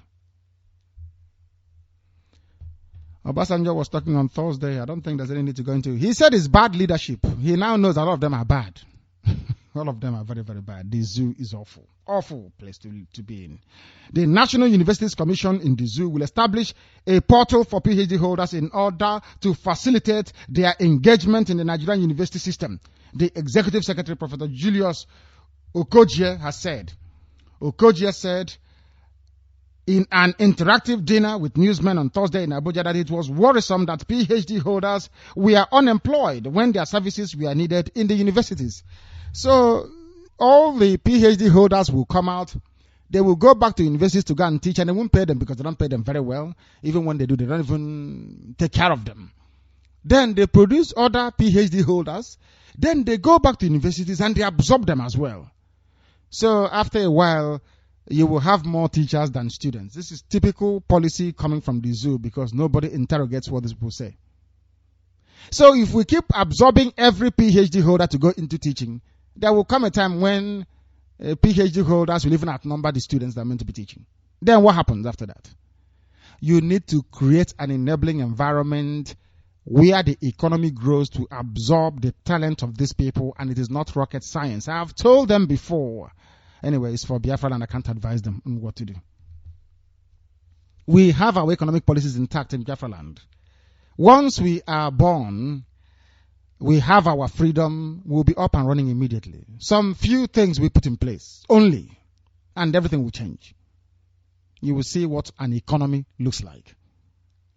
You will see it, not the nonsense they keep harping on about all the time. In the last 30 years, black churches have raked in 420 billion from their members. These are black churches. When Haiti, you know the earthquake in Haiti or the volcano in Montserrat, these are black Caribbean islands. Did you ever hear about any coalition of Pentecostal churches sending any aid relief or money to these people who are suffering? The answer is no. You know, we are very wicked. Black people are very, very wicked, honestly speaking. They have raked in money. Research conducted by LifeTees has reported that an estimated $420 billion in tithes and donation has been accumulated by black churches since 1980, as ongoing investigation into the spending of mega church leaders was first initiated by Senator Charles Grassley around 2008. You know, white people, they don't tolerate rubbish. That is why white people, their society is moving forward and blacks are falling behind. A white person cannot see rubbish happening and they keep quiet. It was a white senator, I believe, who started the inquiry. Not a black senator that said, you claim you're serving God and you have your own little island. Before it's praise the Lord, they're going to walk on me. Let's investigate them. it has now been found out 420 billion in tithes. Sow seed, water the seed, they will pay your tithe. People go to useless churches to go and pay tithe and claim they are paying tithe to Jesus. People are really foolish. Very, very foolish people. Pastors are expanding. Naija, every blessed day. Feel sorry for you people. And they will not donate one dime to relieve black people who are in pain and suffering. Never. Their own wickedness, grade 1. Grade 1 wickedness. Amazing stuff. This is Radio Biafra. If you're joining us, we are giving you our news in greater detail, please. You must bear with us. You must bear with us. A Nigerian pastor has been arrested. His name is Timothy Ngu. He says he has 13 children with 5 wives and his mistresses. Police arrested him for abusing members of his congregation on the will of God. He was reported to authorities by his wife, who grew sick of his adultery. Arrested pastor claims the married women's husbands agreed to affairs. A mother of 8 claims Ngu impregnated her and then her daughter in the name of Jesus. That is what they're doing. Now you understand why we are where we are. When you go out and you lie and deceive in the name of the Almighty or anything divine, you are bringing curse upon your people. The same way that I hold everybody kneeling down before a Yoruba pastor responsible for everything wrong with Igbo people. And that is why Lagos is very, very bad for Igbos. And Biafrans as a whole. Because that is where they attend most of these useless churches. And that is where their stupidity begins from. You can see Umoji women. They go to Yoruba churches now. More job and you go hanime. Evil spirit has gone inside them. The same thing is happening to this pastor. Look at what he's doing. A recreation of the Osu caste system in those days. Exactly how it began. Just like this. People committing abomination in the name of the Most High. Very sad indeed. And you want God to bless you. That is not possible because you're a hypocrite. We continue. I unilaterally called war on Boko Haram according to the Chadian president.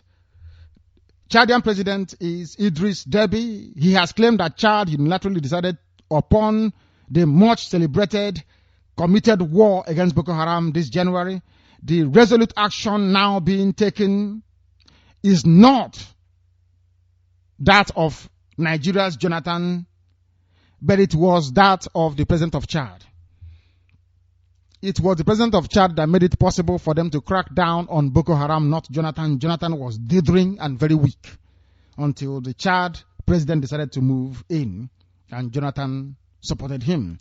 That is why ordinary Chad, that is not up to the GDP of Imo State, can carry out incursion into the zoo and nobody will talk about breaching their territorial integrity because they don't understand international geopolitics, do they? But yet they said they went to school. Sad people. A Lagos State High Court in Ikeja on Friday affirmed the witness summons issued on the founder, Synagogue Church of All Nations, Prophet T.B. Joshua. He's a prophet from Islam to prophet. Prophet in Christianity. To appear before the coroner probing the cause of death of 116 persons that died in the church's collapse building on September 12, 2014. Those people traveled all the way from South Africa looking for a miracle. And they died. Do you see how foolish people are? South Africa that white Europeans built very well. You left it to come to a place that is smelling, full of dustbin. Lagos. Very filthy, dirty place. To look for miracle. I'm very sorry, but they all died. The building collapsed on them. In their next life, they will not be that foolish to start looking for an idiot to try and bless them. Very sad indeed. He didn't want to appear before. Now they are compelling him to appear, to testify, because they want to find out why the building collapsed, so that the same thing will not happen. It's called lessons learned. That's what it's called. You learn your lessons from it, so that it won't happen again. It's called Ozemena. You see.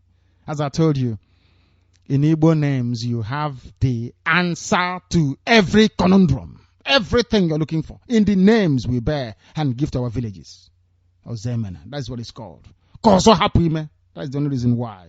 Let it not happen again. That is why you have inquiries, please. For those of you who may not be accustomed as to why inquiries are needed, it is to ascertain the cause of the problem so we can mitigate against it. That's all.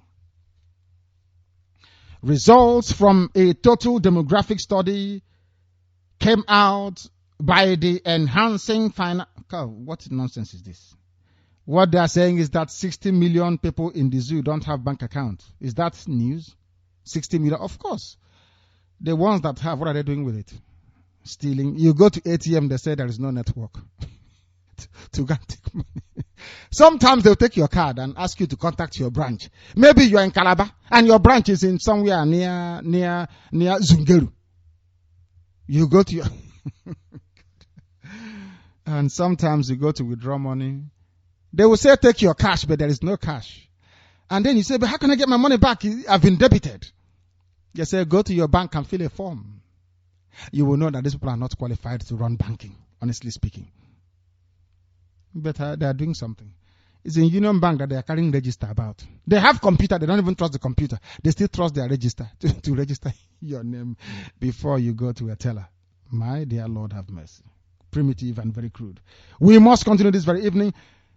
Residents are afraid to return to a particular village. It's called Njaba. Reports coming out from Njaba village in Borno State reveal that residents who were lucky to have fled a spine-chilling attack by Boko Haram sect, which left dozens of people dead 4 days ago, are unwilling to return because of the absence of security operatives in the place. They are afraid to come back because Boko Haram will come for them again. That is the death and mayhem in the zoo. People have now said within the security and intelligence circles in Abuja that they are not surprised that the son of a former chief justice of the zoo left to go and join Islamic terrorist group, Islamic State of Iraq and Syria, or the Levant, if you wish. For them, it has been long in coming as the group has targeted children of affluent Awasa Fulani Nigerians. Their father is made of the same thing. They want to kill all of you, and people are, with jumping up and down. Kolocha is our man. Kolocha. I can't understand them. They will give you Buhari. And then you will see in the constitution it says Sharia, Sharia, Sharia everywhere. Have you done the experiment? Give us the result. The police in Ebonyi State have confirmed the murder of one Ifeanyi, a Labour Party supporter from Omonaga ward in Ohoza, local government area of the state. The police public relations officer in the state, Mr. Chris Anyanwu, confirmed the development to news agency of the zoo in Abakaliki. Anyanwu said that the matter has been transferred from the divisional police office in the local government area to the command headquarters in Abakaliki. People are dying because of who to vote for, but we are saying there should be no voting. But people are so hungry, you see. Hunger and poverty driving people's senses rather than their brains. With over 80 billion naira shaved off the Federation account revenue last January, taxation and management experts have called for adoption of between 15% and 20% VAT rate in the country to help government stabilize and sustain its revenue base. Tax Igbo people, you are going to pay. VAT is levied on goods and services. And who are the people running the economy at the grassroots level? Igbo petty traders. They will hit you very hard. So not only will they take your oil, you also pay for Awasa Fulani kids to receive free food as well. Because Jonathan has promised them, all the Alamajiri children, you get free food. Who is going to pay? Igbo traders. And you are running about saying you want to vote. Very sad indeed. Boko Haram attacks Borno town, kills 9. But they will tell you tomorrow they have taken it over. That concludes our news this very evening. This is Radio Biafra. And now our lines will be opened up. And if you call Radio Biafra, we will be at liberty to take your call. Wherever you are, our lines are now opened. And this is Radio Biafra. We are live. We are direct. And humanity is listening. If the barrister is with me, still very close to me, he is more than welcome to please try and return and give us the benefit of his understanding of the news we are presenting this very evening. We are live, we are direct, and this is Radio Biafra. And this is the barrister himself. Barrister, please go ahead. Barrister, can you hear me? Barrister, can you hear me? No, Barrister cannot hear me. Director, I can hear you. Please go ahead. Director, thank you for the news. Mouthful. You brought in quite a lot.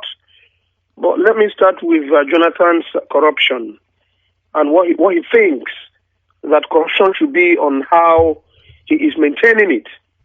You've already said it out. The zoo don't have aircraft of their own.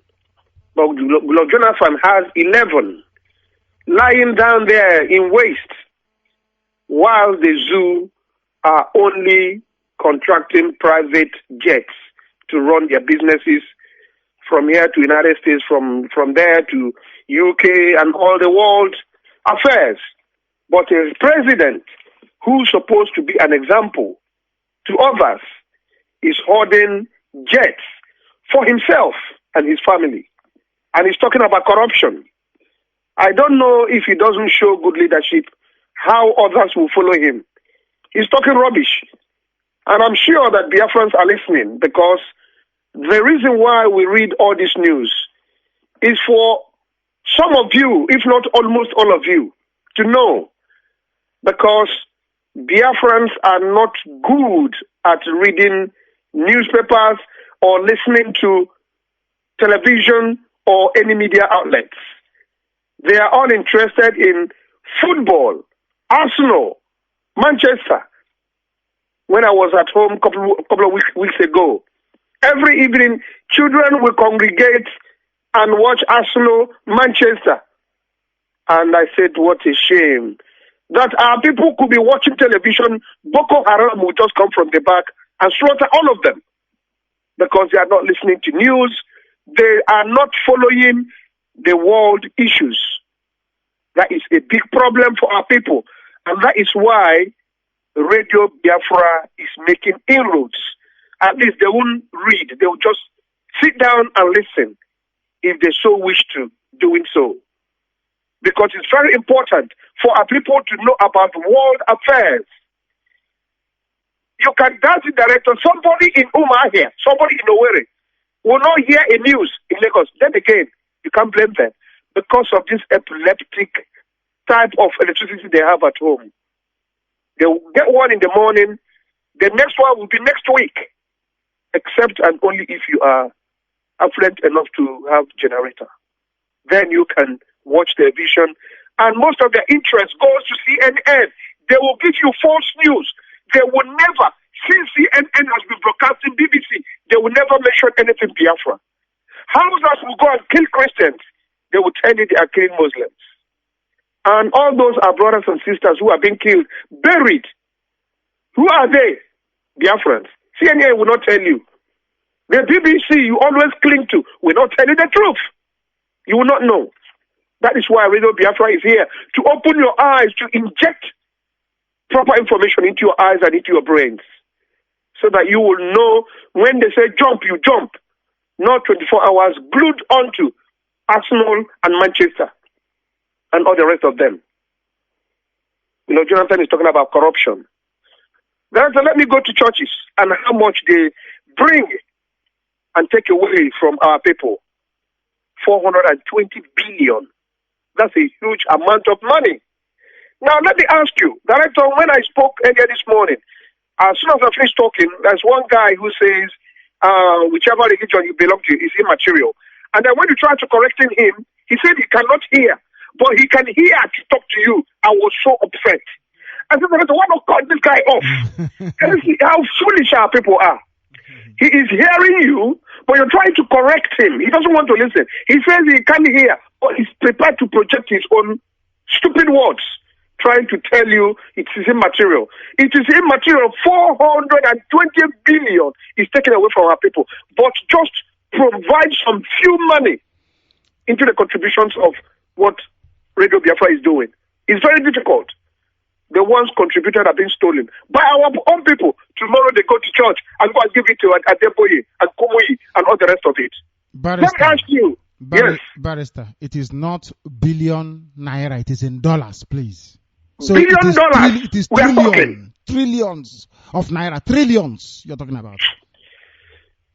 Director, sometimes I just feel like sleeping and not waking up. You know, our people are so foolish, ignorant to the highest, that you are listening to a radio station, giving you all information, disseminating all information, free of charge, but contribute the little so that all of you will know how you are being cheated, how you are being seen as fools, how you've been cajoled and made irrelevant. You are here telling me it's immaterial. If we don't tell you your behaviors, how would you change? Look at that, $420 billion. But your children are hawking every morning and they're pregnanting them. Now look at this church man, 20 women. And this is in Jesus' name. Now let me ask all these church people, all these people who are predicting about church and Jesus.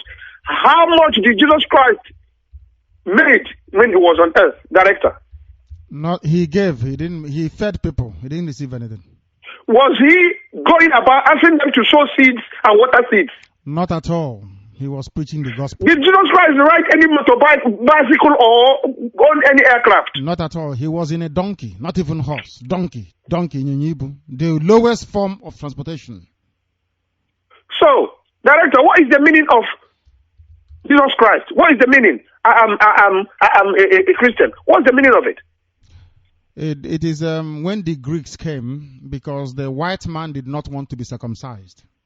Because the same way that before you become a Christian, you confess and believe in Yahweh Yeshua, which is the Greeks called Jesus Christ. But because once you circumcise, it makes you a Jewish person, you become Hebrew. They never wanted to circumcise. So what they did was to come and steal the scripture from the Holy Land and go and amend it to suit them. So they invented, they elevated, they deified Yahweh Yeshua. And that time, there were a group of people called the Ebionites, which is where we come from, but we'll get to that later on. The Ebionites traveled all the way to Constantine to remind, they went to Constantinople to remind Emperor Constantine not to deify Yahweh Yeshua. They told him he's a messenger of God, no doubt about that. His gospel is from heaven, yes, but he is not God. Do you know what they did to the Ebionites? They killed all of them. Yes. Because the Europeans wanted something to believe away from the Hebraic faith. Because if they practice the Hebraic faith, they will be forced, of course, to go to the back of the temple or the back of the synagogue and kill down as everyone. They said no, we wanted our own. So what did they do? Because Chukwu Abiyama had a covenant with Abraham about circumcision, that this is what marks you out as mine. They said, oh, that Jesus said, all that has passed away. Behold, something new has come. But Jesus also, but it happened on the end. Leave them. Leave them. Jesus Christ is the name the Greeks. Jesus, there is no J in Hebrew.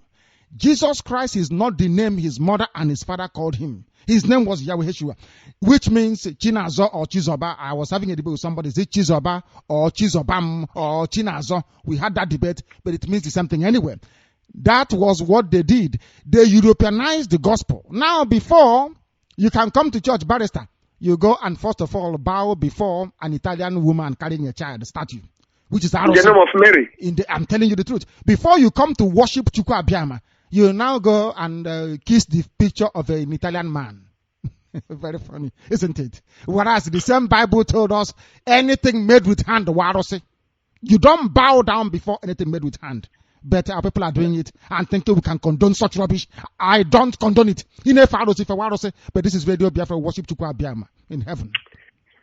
Director, you know that Paul was a Muslim because he was going about killing Christians. And all of a sudden, he was converted. He was converted at Damascus. That's where he was converted. And then do you know that Peter himself never trusted this guy? Peter went about preaching about circumcision. Paul went about preaching about don't marry if you don't want to. And that is how you have gays in Christianity. Now, Director, what I'm driving at here is this. If they are Jesus Christ and they are Christians, they're supposed to be Christ-like, isn't it? To be like Christ, yes. Absolutely. Now, tell me, in all this news you've been reading here, this pastor pregnanting 20 women And these people taking 420 billion away from those who are very poor. And yet, they don't want to see it, that they are hoodwinked, that our people have been made to be stupid and look stupid. And we're trying to clear this particular scale into their eyes. And then you see somebody who will come, hey, don't talk about religion. They have used this religion to impoverish our people. That is why we are talking about this. Because it's upsetting. A whole Biafran nation is being made to look stupid. We are being killed. Religion is used to suppress you. And when somebody hurt you, they say, look away. Turn this side, let him slap you. Those days and those years are gone. Throughout the history of Biafra, we are not warmongers. We are good people looking after one another. But the advent of European Christianity has put us asunder, created a lot of enmity between us and our brothers. Even the Bible says it. That Jesus Christ says this is not true. That he came here to cause trouble. That he came here to put a war between husband and wife, war between sisters and mothers. This is their new version created to deceive our people. And look at how much they are milking out of our own people. The Dr. David Mark is afraid of his shadow. Because of all the atrocities he committed, he's afraid that if Biafra comes, it will be brought to book. Because Nigeria, the expired zoo, is a cover for evil men, is a cover for evil women. If Britain don't talk, who are you to talk? Obasanjo is roaming about after killing people at Odi, after stealing our oil. Gowon is roaming about, coming here. He snatched a lot of money from our oil. Do you know that here they are still persecuting those who destroyed what they're supposed not to destroy in the 1944 war? That is correct. That is why sometimes when our deputy director, Uchemefo, talked about those who are supposed to be brought to book, I don't jump into that particular talk so quickly, because if British people are still persecuting people that committed atrocities in 1944, why can't we persecute those who committed atrocities between 67 and 70? This one is of yesterday. You know, when him and our own Dr. Engineer looks into this matter, I don't tend to speak much, Director, and tell you we can prosecute them. And it is current that they can be brought to book. And when Biafra comes, we will. Wherever they run to, they should run to. See, this world is very, very funny. At a point, it doesn't seem as if things could be real, but at the long run, you can see the realities of what we're doing here. Now, our people are gathering. You read about some group who are trying to mobilize other Igbo people so that the election will not be held. Why? Is it not because of what we are broadcasting? Is it not evident that what we are talking here is resounding worldwide? Is it not a common view to say that we are doing a lot here on RadioBiafra, as you put it? Although I have to thank the British people that we're here in their land, started our broadcasting, and then push it to every corner. We can broadcast at anywhere, and even in the hole, you can just put up a wire, and the world will hear us. But I still find that, regardless of all the atrocities, you are asking why are the British not doing blockade against the Boko Haram?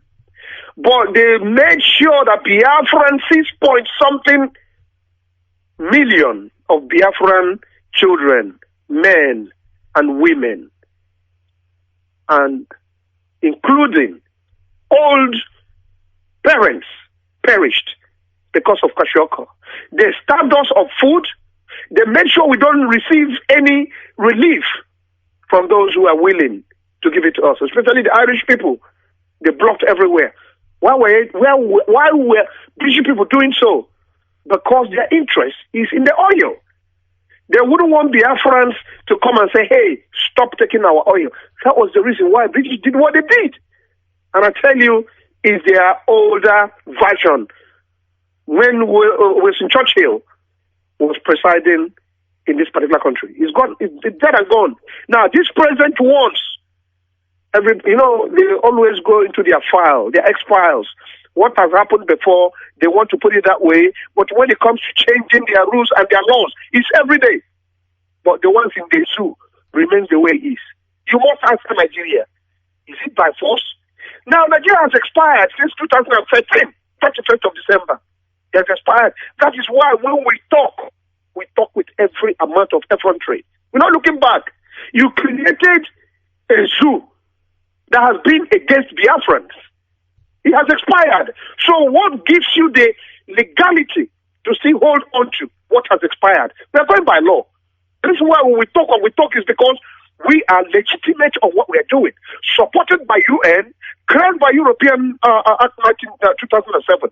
So why should we be afraid? Claiming what belongs to us, as I always say. If what belongs to you, you are afraid to grab it by them, obviously it doesn't belong to you. Remember the story of Kirikiri. If Kirikiri cannot die because of 1 penny, what about those who died for nothing? So Biafrans, stand up wherever you are. Then so let me tell you about these Muslim issues and how we are going to live with them. I don't think that it will be viable for Biafrans to live alongside Islam or Muslim. Biafrans, if you are part of those or one of those or group of those, Rochas or Korocha is breeding. Including those in their body. They give them money. Because in church, you donate money. Muslims, they'll give you money to come and join them so that you kill your fellow brother and sister. We will not entertain such in our homeland, in Biafra land, because we are not made of the devil. We don't have this spiritual wickedness in us. In the morning, you wake up to go and kill somebody. When we know that killing is one of those atrocities that if you do it, you are going in for it. We will not associate with the Muslims. Biafra land will remain as Chukwu Abiyama created it. Director, I think I'll give you the way. Thank you very much. Well spoken, Barrister. Thank you very, very much for that. So much to ponder over, so much to contemplate, so much to comprehend, and so much to digest.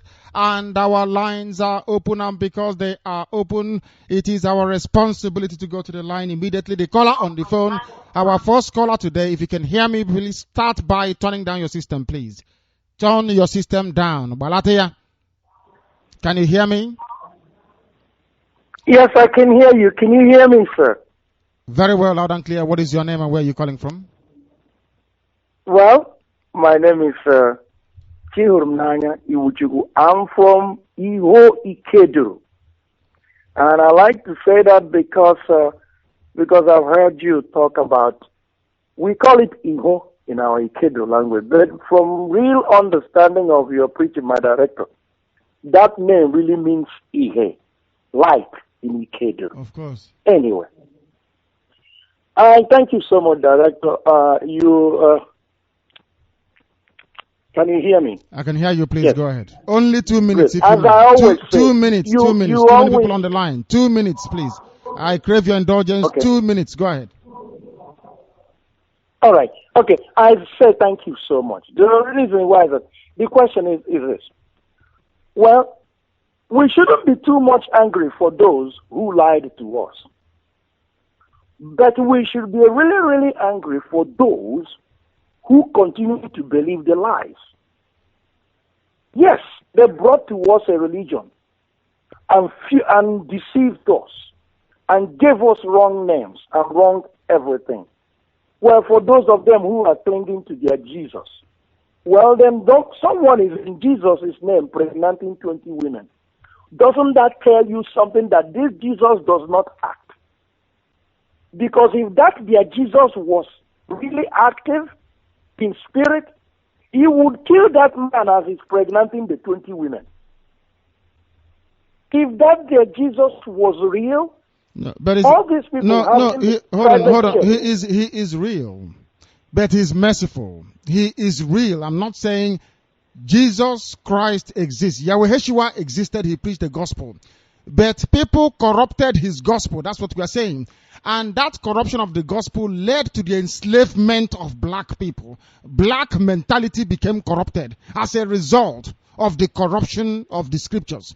That is all we are saying. We are not questioning, we are not challenging his existence because Yahweh Yeshua existed and preached the gospel. Please go ahead. Okay. That again, notwithstanding. Well, the people we should direct our anger are those people who continues to believe these lies. Because the person who lied to us, he has done his job. His job was to lie, deceive us, take things away from us. But then those who continue to perpetuate, self-perpetuating this lie, are the people that we need to wipe from bottom.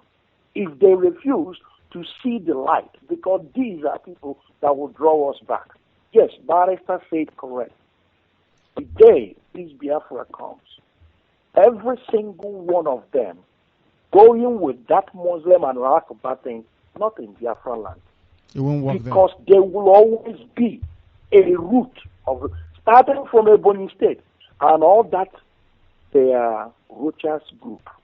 Of course, they will no longer exist. Thank you very much, my dear brother. Very, very insightful and very, very direct, because here we allow freedom of speech. That is not something that most black people are accustomed to. But here on Radio Biafra, there is freedom of speech. Let's go to the line and see who is there.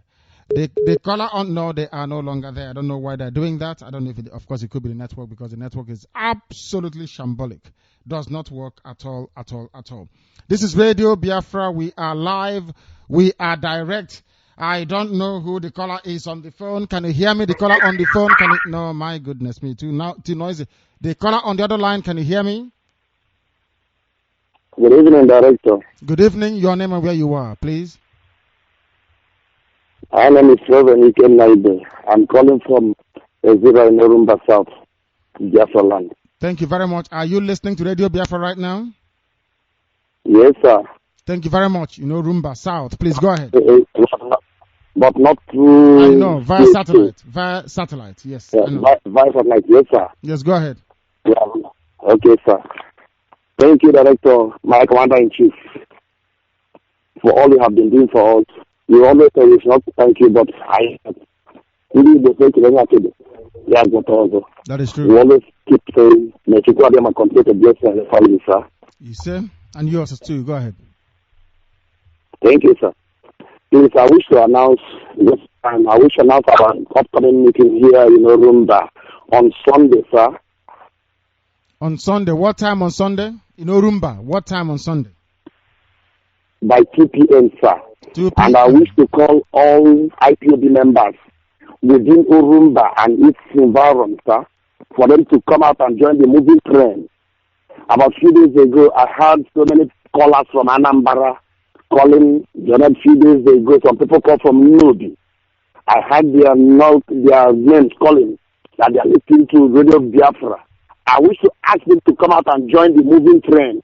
Here in Anambra, you can see both Owerri, Olo, Aba, they are all coming out to show their solidarity. I wish to call all Biafrans in Anambra to come out. If you are missing your way or in any other thing, anything we want to find out, with the permission from our state coordinator, I wish to give this number out in case, like the people in Nobi. I had them about 3 or 4 days ago. They said about 30 people listening, but they have not come to identify with the people of IPOB here in Anambra. I need to give the number, sir, for them to call to know the way forward, sir. Please go ahead and give the number. Please go ahead. Okay. 080 97 62 02 76. I repeat, 080 97 62 02 76.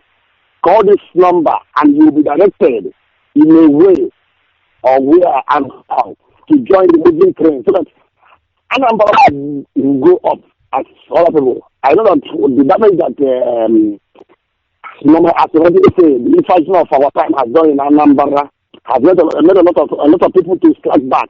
But I wish to call and advise that let us come out and join the moving trend, because this year, as you rightly say, is the year that Biafra will march.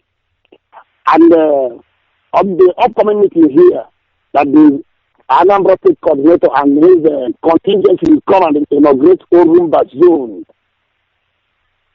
So all who maybe one word that hearing my voice, they should come out on Sunday and come and embrace this great occasion. Orumba will be inaugurated on Sunday. If you are missing your way through that down here, how to locate us, please you call this number 070 35 38 2387. On Sunday, call this number in case you are missing your way to locate our location here in Orumba. 070 35 38 2387. So please, Director, I'll plead with you, sir. I know that you have done it, because when I call outside, the information that Anambra will be on CHK 6.7. About 2 days ago, Anambra can now receive CHK 6.7. I wish to add that in a short while, as soon as you come back, we'll try to reach us within this our territory, because that will help us in a long way. Because so many people that we have been preaching this gospel. Not all of us were able to have such light, and even some such like because of power failure. Here, there's no light in this our territory.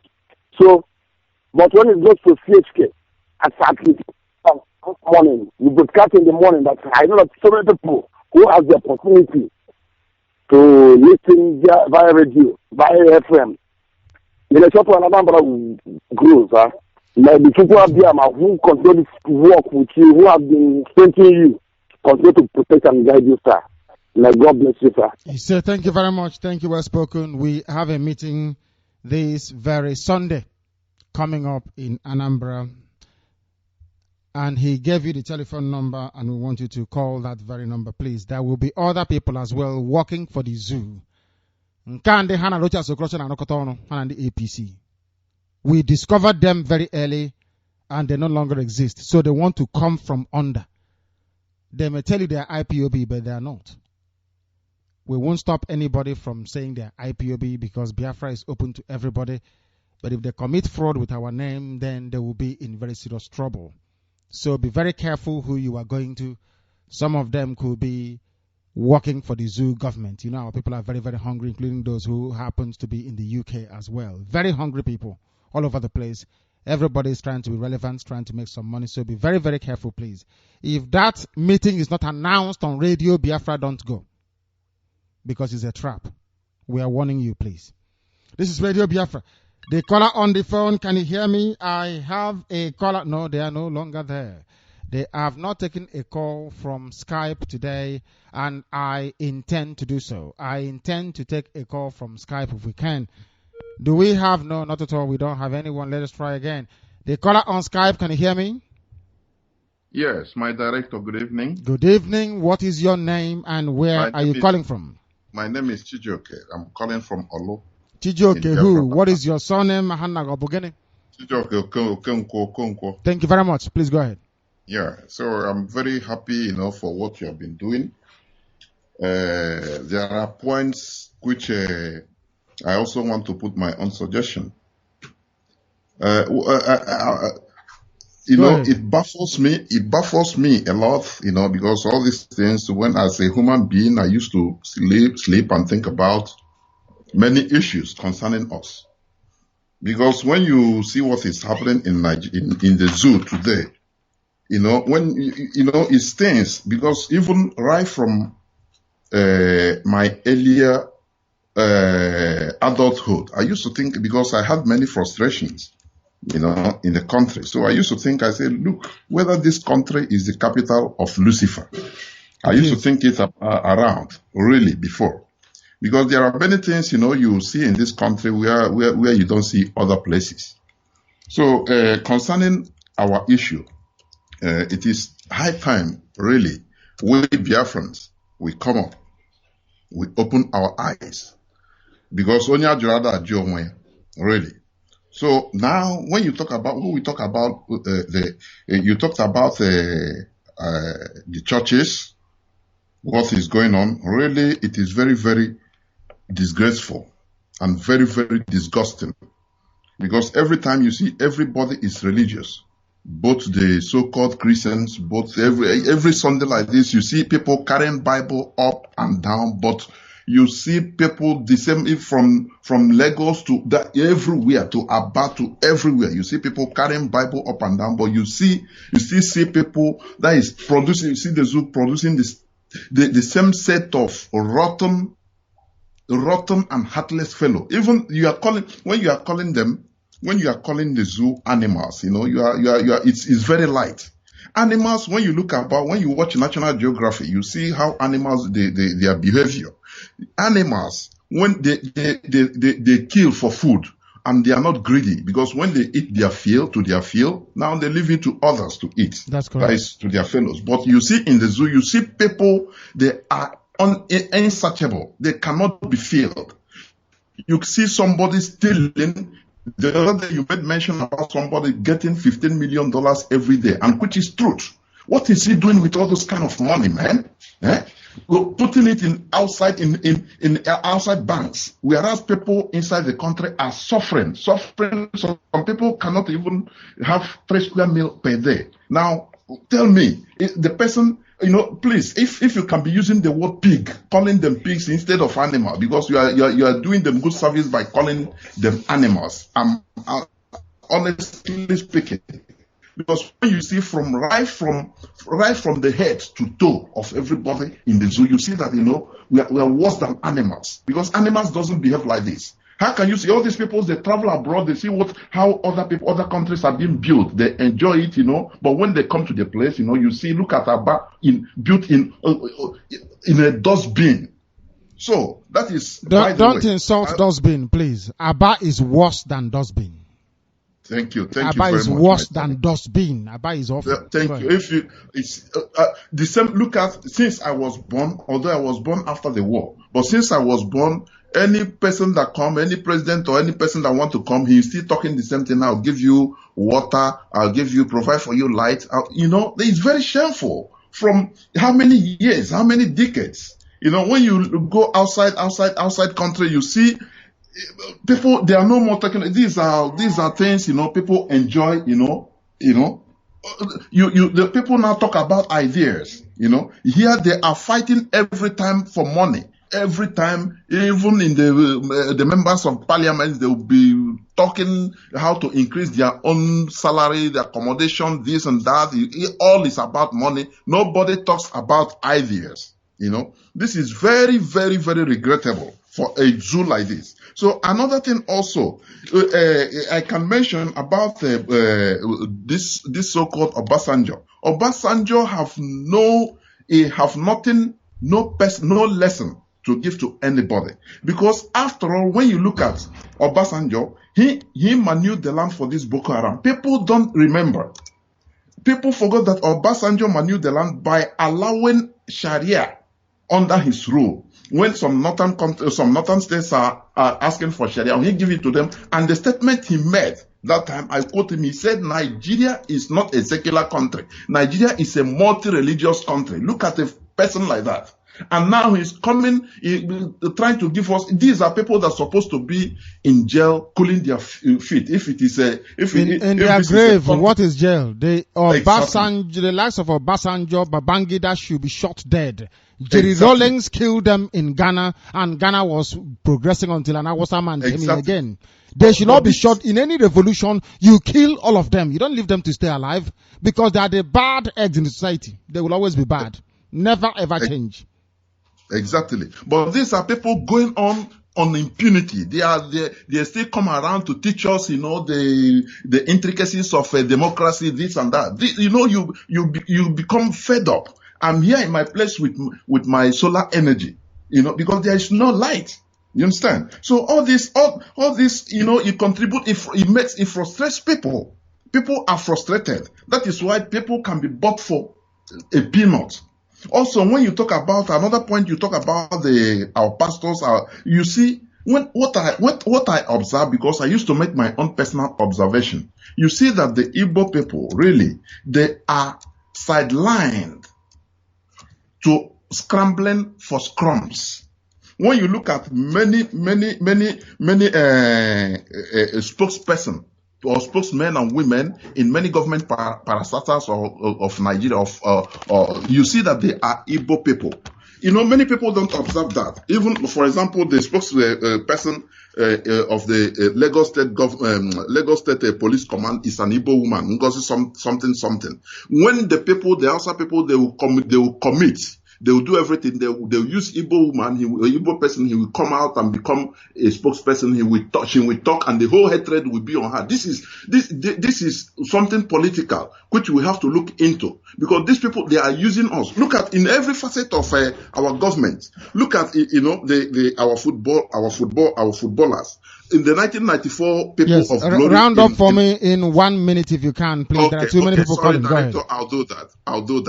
Look at the whole people, our whole people that played, the whole Biafrans that are in 1994 that carried the Nations Cup 1994. That many of them now, of which Stephen Keshi came out from there. None of Biafrans can come out on top, because these people, I don't know whether Igbos, we say we have sense, but we don't. We are myopic.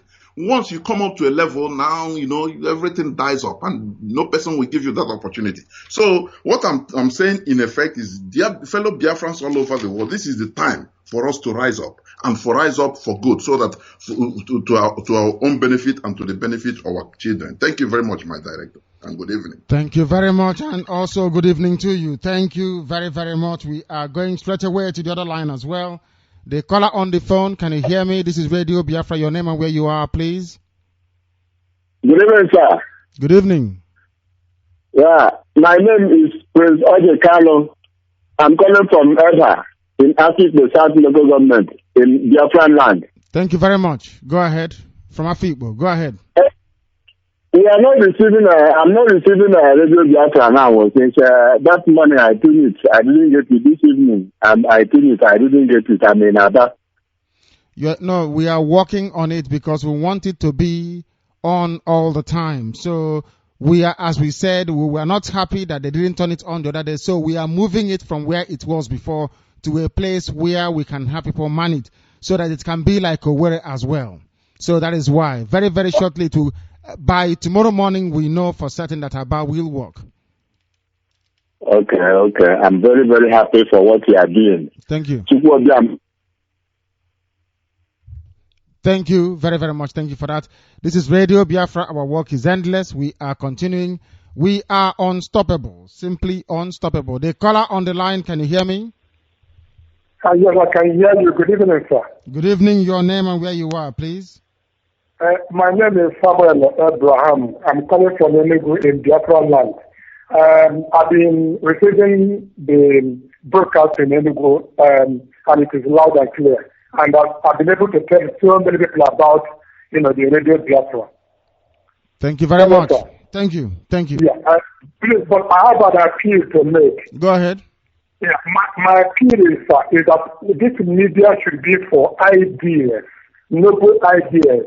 I'm not allowing people just to talk about people and talk about just gossiping people and talking about things that cannot make this dream to work. We need ideas. I want to hear which of the star power is behind us. Because you remember, Gowon won the war by having a British as a star power behind him.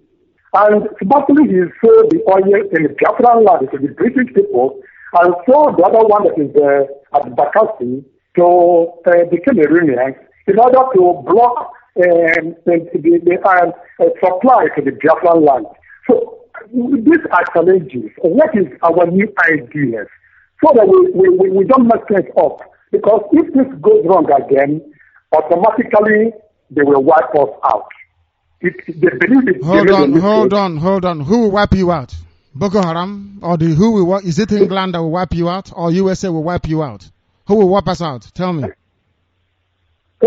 what I want you here, I want even Britain to repent and just join us. I'm not that they made a mistake, because when the genocide was carried against Igbo, they were watching.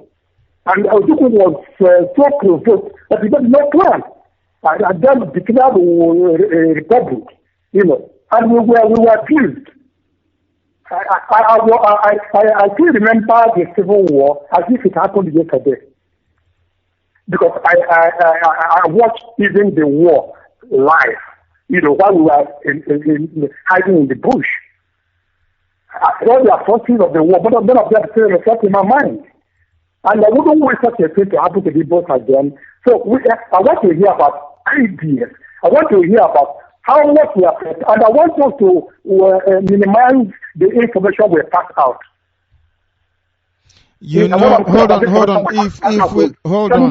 Hold on a second. If people call Radio Biafra, they say, we want to know what you people are doing. If the Ifajun of our time hadn't come, had there been nobody like Owazurike before, our work would be a lot more easier. But now, because of the treachery, because of the betrayal, because of all the nonsense that has gone on before, people want to know what you're doing before they can support you. That is why we say more than we are required to. If we don't, there will be no support. You must understand that. You must understand that. We don't want to give away information, but our people will not support what we are doing unless you tell them. If they stop asking us, then we stop telling them.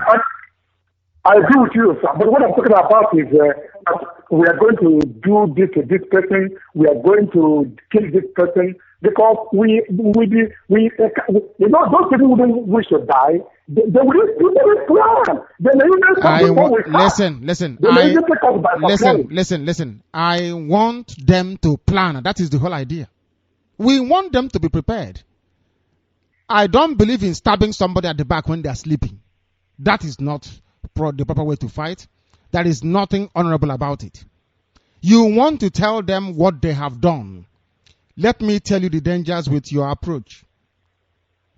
Do you know a man called Nzogwu? Do you know him? Have you heard about him? I remember him, but I don't know him in person. But I remember him. Exactly. You must have heard about him. That was the problem then. Nzogwu went ahead and killed Ahmadu Bello, the Sadwana of Sokoto. People did not know why he killed Sadwana of Sokoto. That was why everybody got angry, especially Awusa people.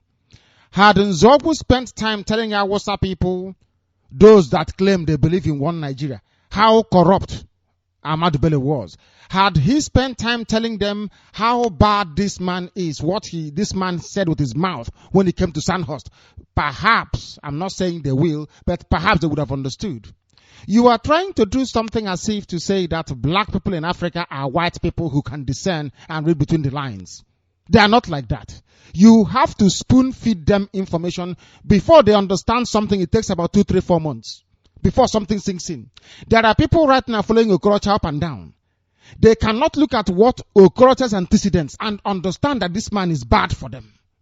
They don't know. They're still following him. There are people following Owazurike all over the place. They know this man is evil. They know that he cannot do anything. They know that launching plate number and currency is not. You are making a mockery of yourself. They know that very well. But if you don't explain, that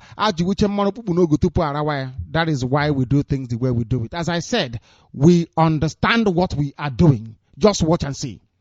Because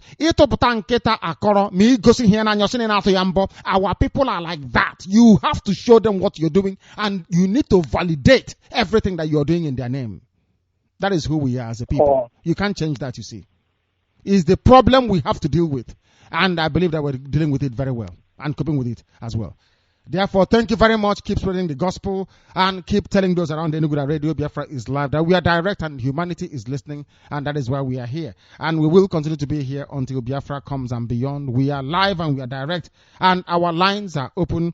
And also, we are on Viber. For those who do not understand, Radio Biafra is also on Viber. I don't know what is wrong today with some of our connectivity. I've been taken aback by 1 or 2 people telling me that they are not listening. I have redirected them. If you have anybody with difficulties, please ask them to go to rblworld.tv. Very important. The caller on the phone, can you hear me? I have a caller on the phone. Can you hear me? Hello, I can hear you. What is your name and where are you calling from? My name is Chibike. I'm calling from Belgium. Chibike, what is your father's name? My father's name is Okechukwu. Chibike Okechukwu from Belgium. Where do you come from in Biafra land? I come from Nnewi. Thank you. Please go ahead. Yeah. So, I like what you are doing. I've been a secret listener. And where are you calling from now? I'm calling from Belgium. How can you be calling from Belgium when your number is +234? Yeah. I know our director. Yeah, our director is our. Hold on. Hold on. Do you know? Hold on a second. I don't like people that lie. You say you're calling from Belgium. The number you're calling me with is +23481. It ends with 01. How can you be in Belgium and calling me with a number from the zoo? Are you on roaming? No. Yeah, I'm roaming. Yeah, I'm on roaming. You are I was in Nigeria last 3 days. Hold on. I just came back this day. You're calling us from Belgium right now with a zoo number. Is that what you're telling me? Yes. Okay. I know our.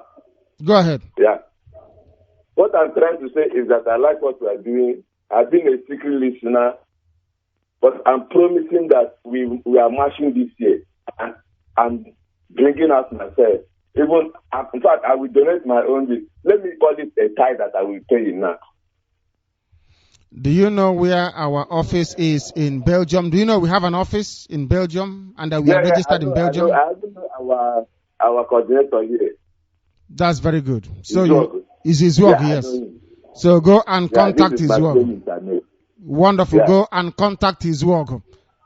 Because many secret listeners are coming out and confessing their sins. That they have been listening in secret and that now they will fully participate. By the time we finish, our plan is impeccable. Believe you me. You don't know even 30% of what we plan to do. Just be rest assured. By the time we finish, you will understand that Chukwu Abiyama is God. Just watch and see what is going to happen. This is Radio Biafra, the caller on Skype. Can you hear me? Hello, are you talking to me? I'm talking to you. You are on Skype. Your name and where you are, please, if you may. My name is Nwokoro Uche. I'm calling from Senegal. From Senegal. Thank you very much. Please go ahead. First and foremost, I want to thank you for the work, and also I want to thank the able barrister, Imam Mezu, and all the principal officers that are working for the restoration of Biafra. Thank you. I want to make some points. First one, I would like to thank our brother who donated his printing press. My prayer is that God, the Almighty Chukwu Abiyama, will bless him abundantly. He said. Secondly, I also like to thank the Owerri people for making the transmission they are running 24/7. They have done well. I would like to encourage each and every one of each and every one of us in the Biafran land to emulate what our Owerri people did. I'm proud of them, and I would like others to do that so that the transmission will be 24/7, no interruption. Yes. So that if those that are not privileged to listen when it's live, they keep on listening and listening and listening. Even you go to the farm, you come back, you're listening. You go to the stream, you come back, you're listening. You listen to the broadcast. Yes. Then the third one is I want to add an addendum in what you said about the plan of this Boko Haram Buhari and their Sharia agenda. In 1999 Constitution, I will quote that Sharia, for those who doesn't know the plan of these people for the zoo called Nigeria, Sharia was mentioned 73 times in the Constitution. Of course. Grand Kali is mentioned 54 times in the Nigerian constitution. That is correct. Islam is mentioned 28 times. Muslim is mentioned 10 times. And there is no single mention of Christ in the constitution. There is no single mention of Christian in the constitution.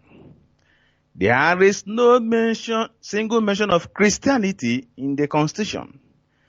There is no single mention of church in the constitution. This will tell you that Nigeria or the zoo is Islamic country. This is why Biafra must go, because they are not Islam, they are not Muslims. Yes, I don't know whether you understand me. We are following. When somebody is making a valid point, I don't interrupt. Please go ahead. I want people to know that that place called Nigeria is not for Biafrans. It's not for Christians. This is why they are killing and maiming Christians all over the world, all over the country, because they want to eradicate whatever that is called Christendom in the face of the Nigerian. That is true.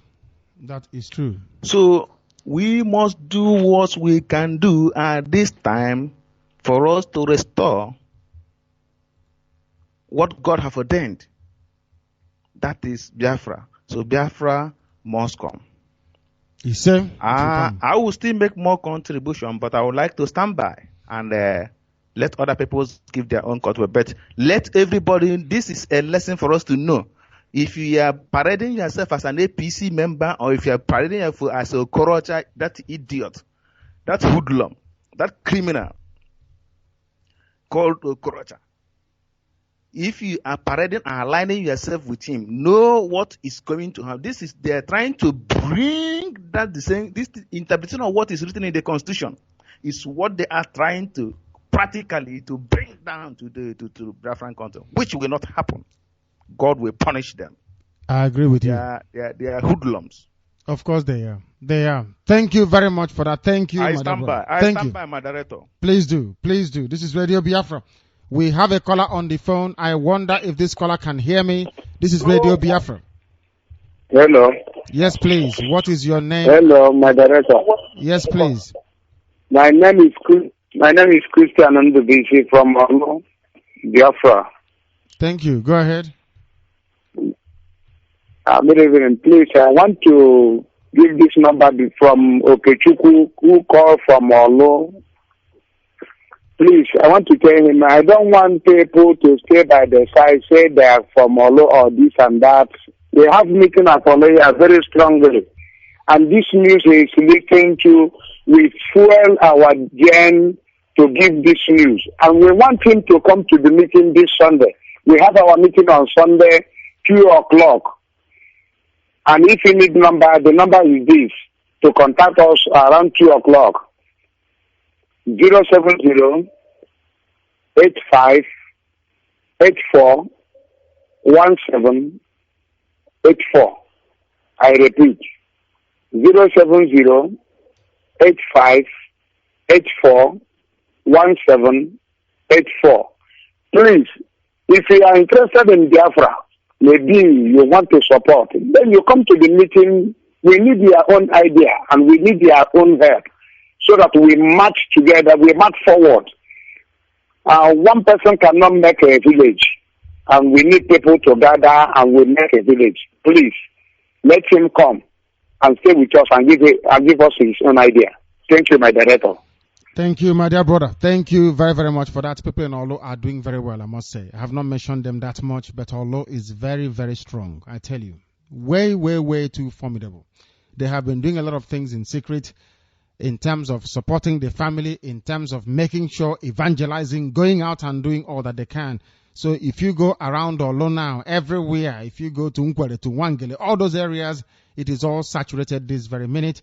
And thank you very much for that. All of you should continue the wonderful work that you are doing. Chukwa Biama is, of course, your God. And this is Radio Biafra. We are live, we're direct. It is not everybody who is daft, as some people now mass up, condemn so Wazurike over number plate. That is a breaking news and which we must report. Division appears to have crept into the movement for the actualization of the sovereign state of Biafra, as they now speak from two sides of their mouth.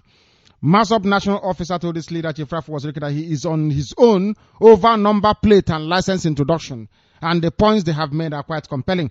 MASOP, in a press statement signed by the National Director of Information, Comrade Uchenna Mado, after a meeting by national officers at MASOP headquarters in Okwe, condemned the so-called introduction of Biafra vehicle license and plate number by Wazirike on the pages of newspapers.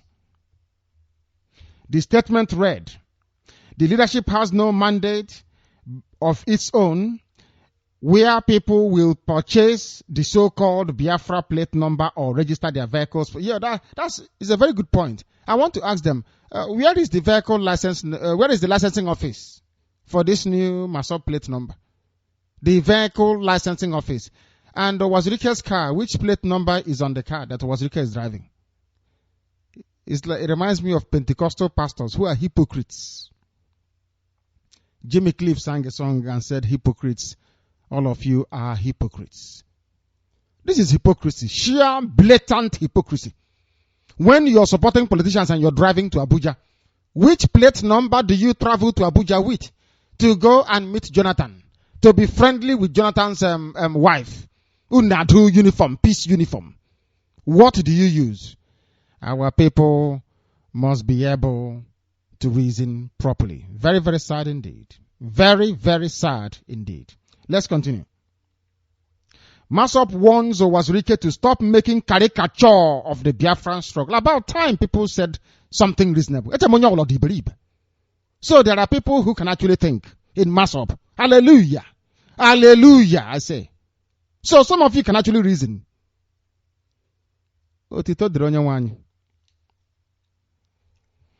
MASOP is now warning Wazirike to stop making a caricature of the Biafran struggle. These unplanned and unarticulated policies deface the image of MASOP. Things like this make Igbo to see MASOP as an unserious organization. How can Wazirike be so callous and wicked and insensitive to the plight of the members in introducing the so-called Biafran plate number and vehicle license, while Igbo knows that he had betrayed, derailed, and sabotaged the Biafran revolutionary struggle? The introduction of Biafra plate number is similar to past policies such as painting of Biafra colors on members' commercial motorcycles, tricycles, enforcing the use of Biafra currency, collection of tolls and monetary levies from traders, empowerment of MASOP members to effect arrest of citizens and trial of persons involved in civil criminal matters which had yielded no positive progress result to the struggle. He's kidnapping people and trying them. But he has not kidnapped Tonya Awusa. And he's doing freedom fighting. After doing buying and selling, how many can have freedom fighting in Sobgadi? Can't you see when an Igbo man tried to be a pastor? Oh, my goodness me. Anyway, today, the once highly... This is not me. I'm talking about a statement issued by MASOP, not me, please. I'm just reading what they're writing. Today, the once highly respected and accepted MASOP in Igbo land, with the confidence and trust of Igbo, has suddenly become an incorrigible and inconsequential organization because of criminal tendencies. They're even using their own mouth to say it. At least people are speaking the truth at last. So for the and now they can come out and we can do freedom fighting. Truth and honesty. I told them, I told Wazirike, there is one thing you cannot suppress in life, it is the truth. I told the police informants at Enugu, you cannot suppress the truth. The same thing I'm telling to the criminals that have stolen the money belonging to Biafrans in China and in Barcelona. The truth will also implicate you. You can't run from it. Unless you want to stay in China for life, you can never come home. Because once you do. Anyway. Let's continue. The caller on the line, can you hear me on the phone? This is Radio Biafra. Your name and where you are, please, if you may.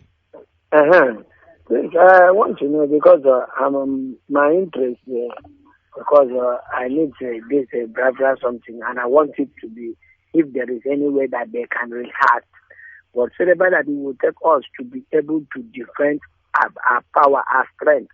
At least we will stand on our power. So please, if there is anything, any effort that they can put to make sure say this thing come to reality, I will be very grateful. Well, now what I want you to do is this. Where are you calling from and what is your name, please? I'm calling from MNA, then my name is Dan Bass. Thank you very much. And are you part of the family in Enugu? We have a very strong family in Enugu. Are you part of us to bring all these ideas to the meeting? Are you part of us in Enugu? Yes. Wonderful. Yes. Okay, that is very good. Then you take these ideas to the meeting. It will be cascaded up and then we act on it immediately. But in the interim, continue to do what you're doing. Continue to spread this very word. Continue to tell your friends and your neighbors. Tell those around you that we are live, we are direct. Ask them to come to family meetings. Very, very important. We are going to Viber. We have not taken any Viber calls today. We are going to Viber now to see who is there and to get their views and their opinions as well. The caller on Viber, can you hear me? Yes, yeah. Hello, Director. Good evening. What is your name and where are you calling from, please? I'm calling from Greece. You're calling from Greece, and what is your name? Napoleon Chinedu. Napoleon Chinedu, thank you very much. Onovo, thank you. Please go ahead. Onovo, yeah. Yeah. So I think I'm very, very grateful and happy also for hearing your voice for the first time. You know, it's one of my friend Ojuku. He's the organizer of the organization for Biafra here. So, but I'm not a member really because I have been in MASOB for many years and they frustrated many people, killed many people. Since then, I was discouraged. You see? Yes, I can imagine. So, but frustrated, kill so many people, dupe people, dupe people, keep people stranded. Some of my mates, my brothers, they were killed for no reason. You know, so I was discouraged since then. So before I came to Greece, yeah, I saw another different thing altogether, you know. So, but they tried to convince me to listen to your word. So when I heard it today, I was very, very happy, you know. This is not what we are doing in MASOB. MASOB is far different. It's useless. I can say it's useless. They was little selfishness. Very selfish. So I'm very, very happy to hear your voice today. So my concern now is about your speech, how to get the Biafra. So I can say I support you for that. Your word is very encouraging. You encourage people, those who knows the truth, because you speak about truth. And everything you speak, I understand it. But not everybody can understand what you say. But I really understand it. And it is very clear and well understood. So I say, may God bless you. So the issue now, how do we get the Biafra? If you have, as you said, you only started listening today. I ask you to go back and listen to our previous broadcast, but I'll give it to you in a nutshell. This year we are going to march. First of all, we are asking everybody not to participate in the forthcoming election because if we say we are serious about Biafra, what are you doing in Nigerian politics? Very simple question. So we want like me, I'm not involved. Exactly. I have never voted for anybody. Since I'm going to 50 years now, almost 50 years. I've never voted for Nigeria because I don't like this situation in Nigeria. Exactly. They tortured my father during the war. There's a lot of, we lose our brothers during the Nigerian and Biafran war. I was very small, but at least I know little things. So I have never voted for anybody. Now, even before MASOB was created, because I don't like the system of Nigeria. You see? So that is the issue. Even I have told my parents, my mother, not to vote for anybody and my sisters. Now tell them they must do the same thing in your village, because once we stop the election happening in Biafra land, then the world will come in and ask us why is that the case. Then we tell them to hell with the zoo. They may put up a fight and say, no, Nigeria has to be one. Then we will go international and educate the world why the zoo cannot be one. Once we finish that, then we march. We commence our march. We are going to go to war, obviously. We need guns and we need bullets, that's all. Our people also is very difficult people, many. there will be many people that will be kicking against you. That is the issue. And they will fail. Of course, that they will is the fail. issue. We can use more mind. I heard your speech and everything, how they are maltreating Igbo, Biafran people and all these things, you know.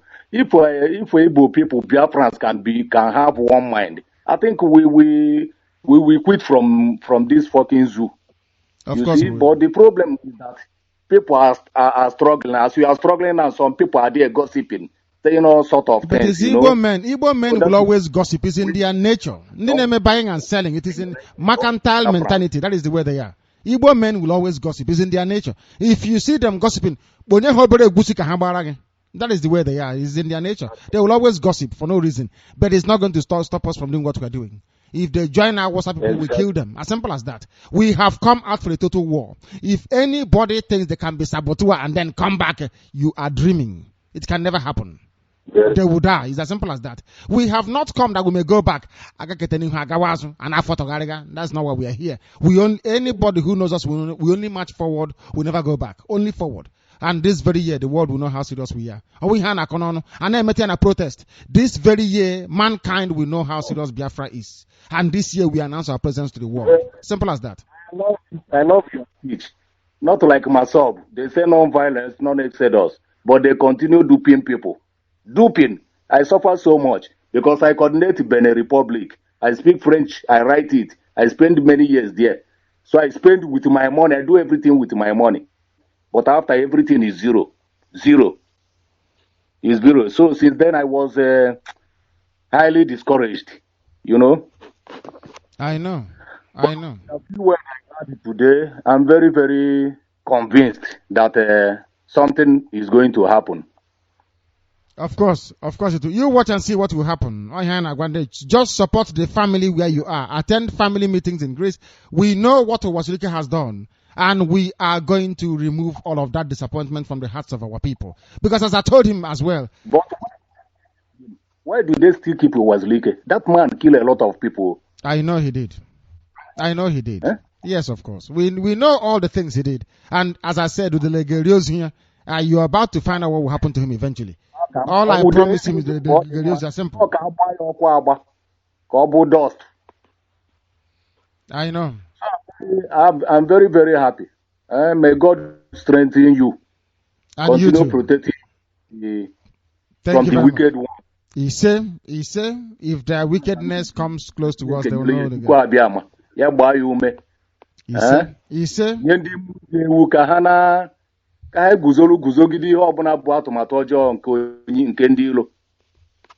we shall overcome them, all of them. And my dear brother, thank you very much for that. Thank you. I am going over to the line. Our program will not be complete without a call from the UK, of course.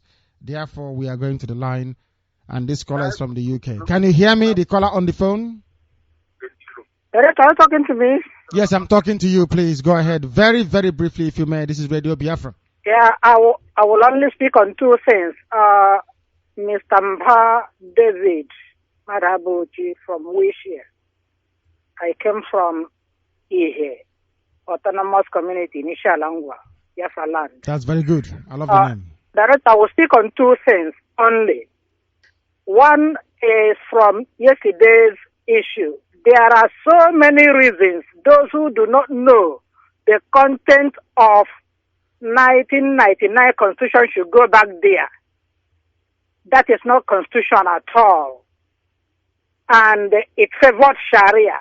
It was because of that 12 states in the north, the 12 states in the upper north, declared Sharia in the year 2000.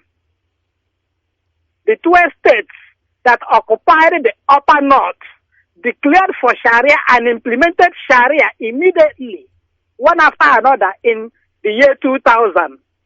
Only 2 years after that, in 2002, Boko Haram started their operation to implement what they have done.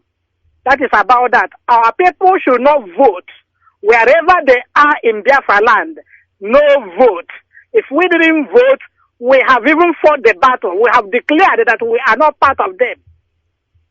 Those who will be agitating that there will be no bloodshed, there will be no fight, no this, let them just do the simple thing. boycott the election. You have done a great job if you do that. Number 2 is from today's news about the pastors and how much they've made out of the poor people. The poor people encouraged them. Deuteronomy 14:22 to 29, God himself explained the use of tithe. Tithe is not for the pastors. I want whoever is hearing my voice tonight to go and read Deuteronomy chapter 14, verses 22 to 29. God himself told you how to use your tithe. They said no. Malachi was given because of abuse, because of just what is happening today. Tithe is not for the pastors. Go there, read it in your own Bible, implement whatever you read. Now, if you go back to the early Christian church, from the Pentecost day, all along, you will not get tithe again. The early Christian church in Acts of the Apostles chapter 5 started with donation and off. God is your power. God is your strength. Good night. Thank you, my dear brother. And also, good night to you. This is Radio Biafra. We have been live all this time and direct to humanity. We are live and we are direct. Everybody listens to Radio Biafra. As I said, our approach is like that of a constrictor. We annihilate our enemies while they're still breathing. And then we swallow them very slowly. They are alive. They think they can do something about it. There's nothing you can do. Nothing whatsoever. That is why we tell them what we're going to do before we do it. Very soon we will be in the heart of darkness itself. Radio Biafra will broadcast to our people because every affliction affecting our people, every problem affecting the whole of Biafra land, the headquarters is Lagos. We will bring light to darkness. Lagos is the heart of darkness. We'll bring light to it. I got Basos in Lagos on CHK. We'll burn the zoo down with the truth. And as I told them, you will see what will happen to them. We have nothing to do with it apart from the truth. And this is Radio Biafra.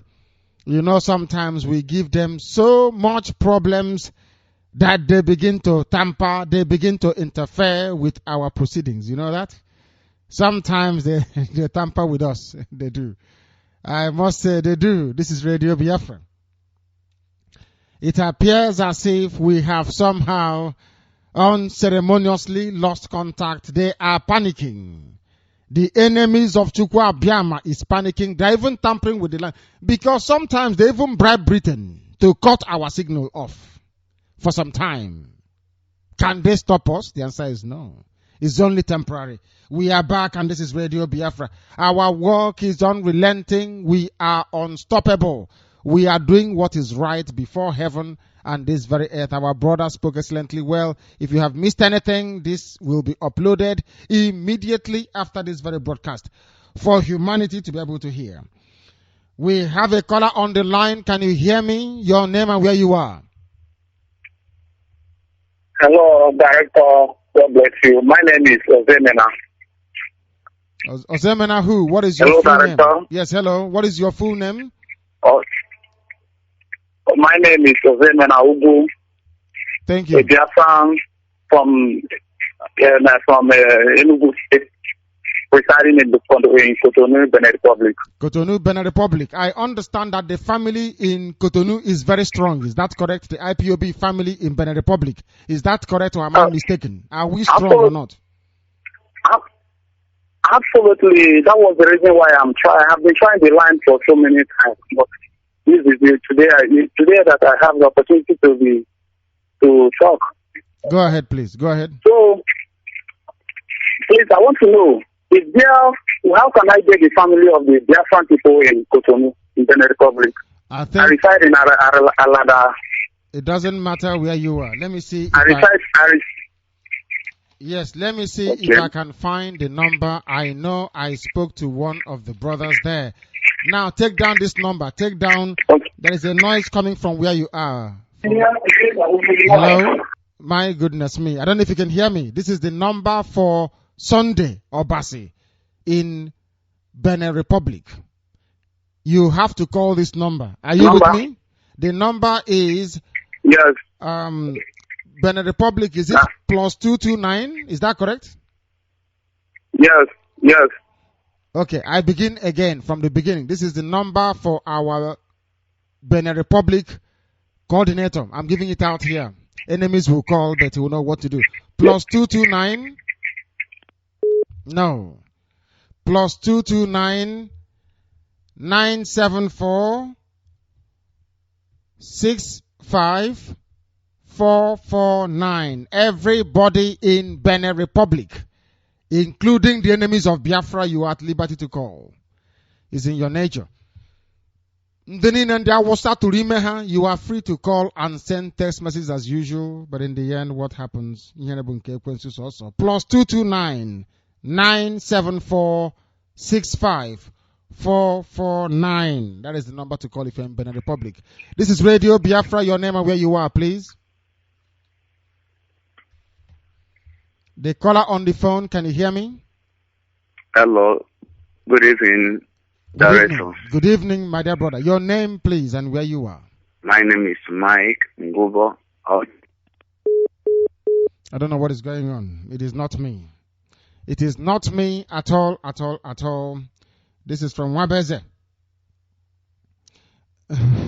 Somebody that hides during the war.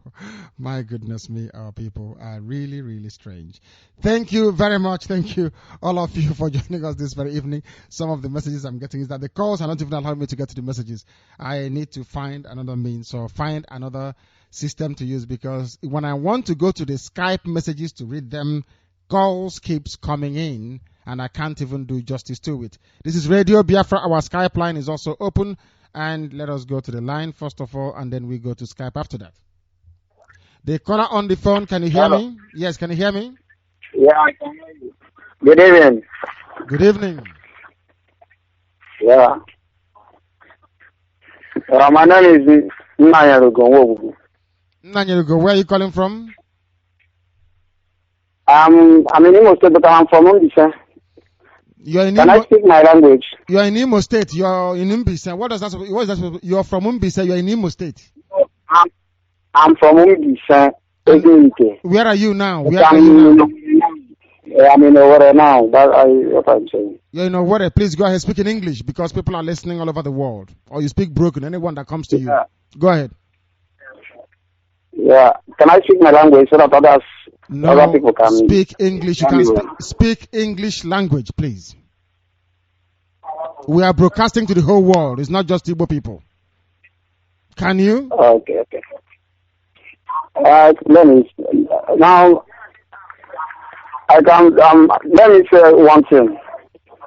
Go ahead. Now, yeah. Listen to me. Now, as this election is going on now, we Igbo people here are going to vote for.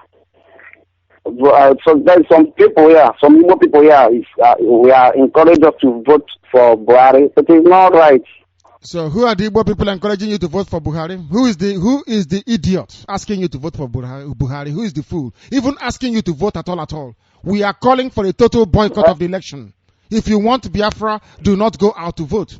Very simple. Very, very simple.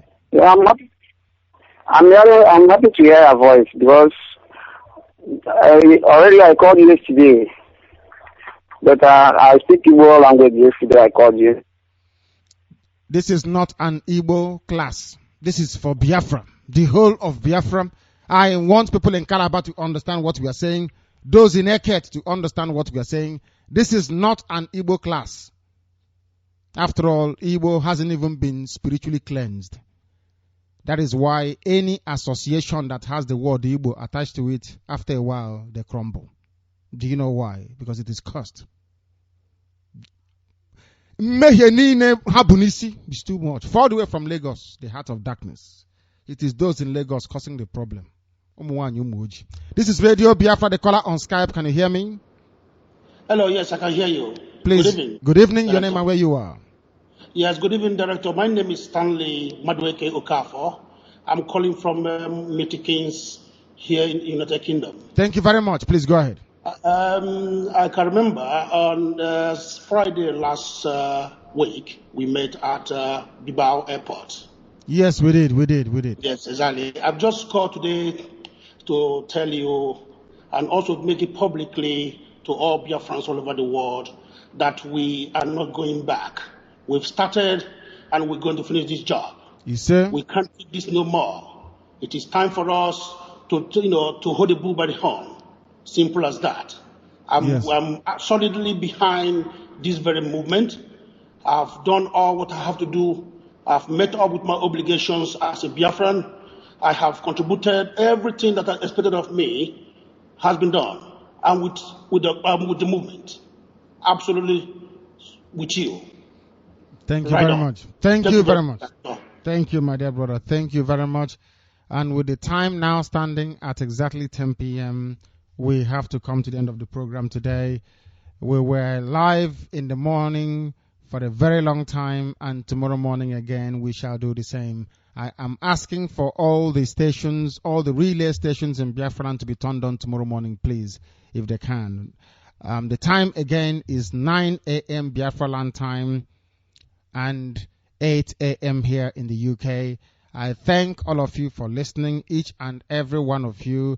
This is Radio Biafra. Somebody is also already testing in and commending us for a very fine show this evening. You made it so, not us. All we do is take your calls. You make Radio Biafra what it is.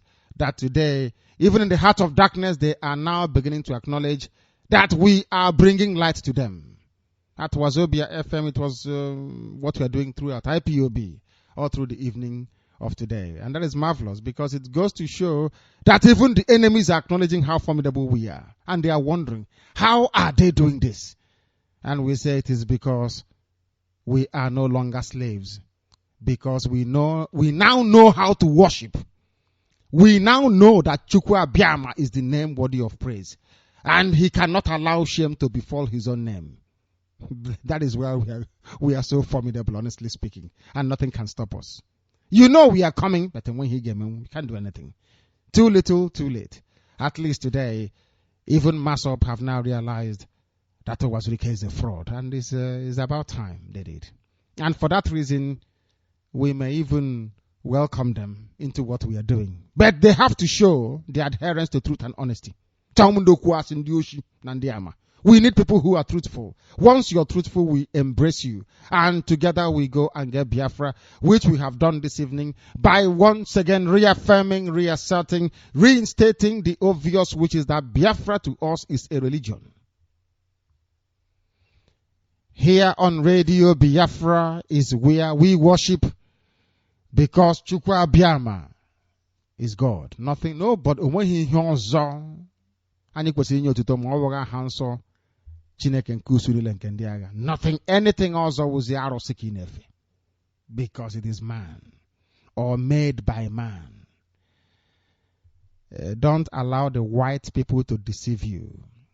What you're worshiping is their God, not the true God in heaven. That told us in Exodus chapter 20, you will have no other God apart from me. For I am a jealous God. Once you love me, I will show mercy and grace to you and to your generations unborn. If you abandon me, I will destroy you. Because we abandon the true path of worship. Biafra is more than a country. Biafra is a religion. That is why we speak the way we do. Truthful knowledge of the Most High God Chukwu Abiama is key. Impossible. Chukwu Abiama will bless, sustain, keep each and every one of you and your families. But more importantly, Chukwu Abiama will bless Biafra. I thank you once again for listening. And from me, from here till tomorrow morning, it is good evening. All hail Biafra, land of the rising sun. We love and cherish. We have vanquished our enemies. All hail Biafra. God bless Biafra. In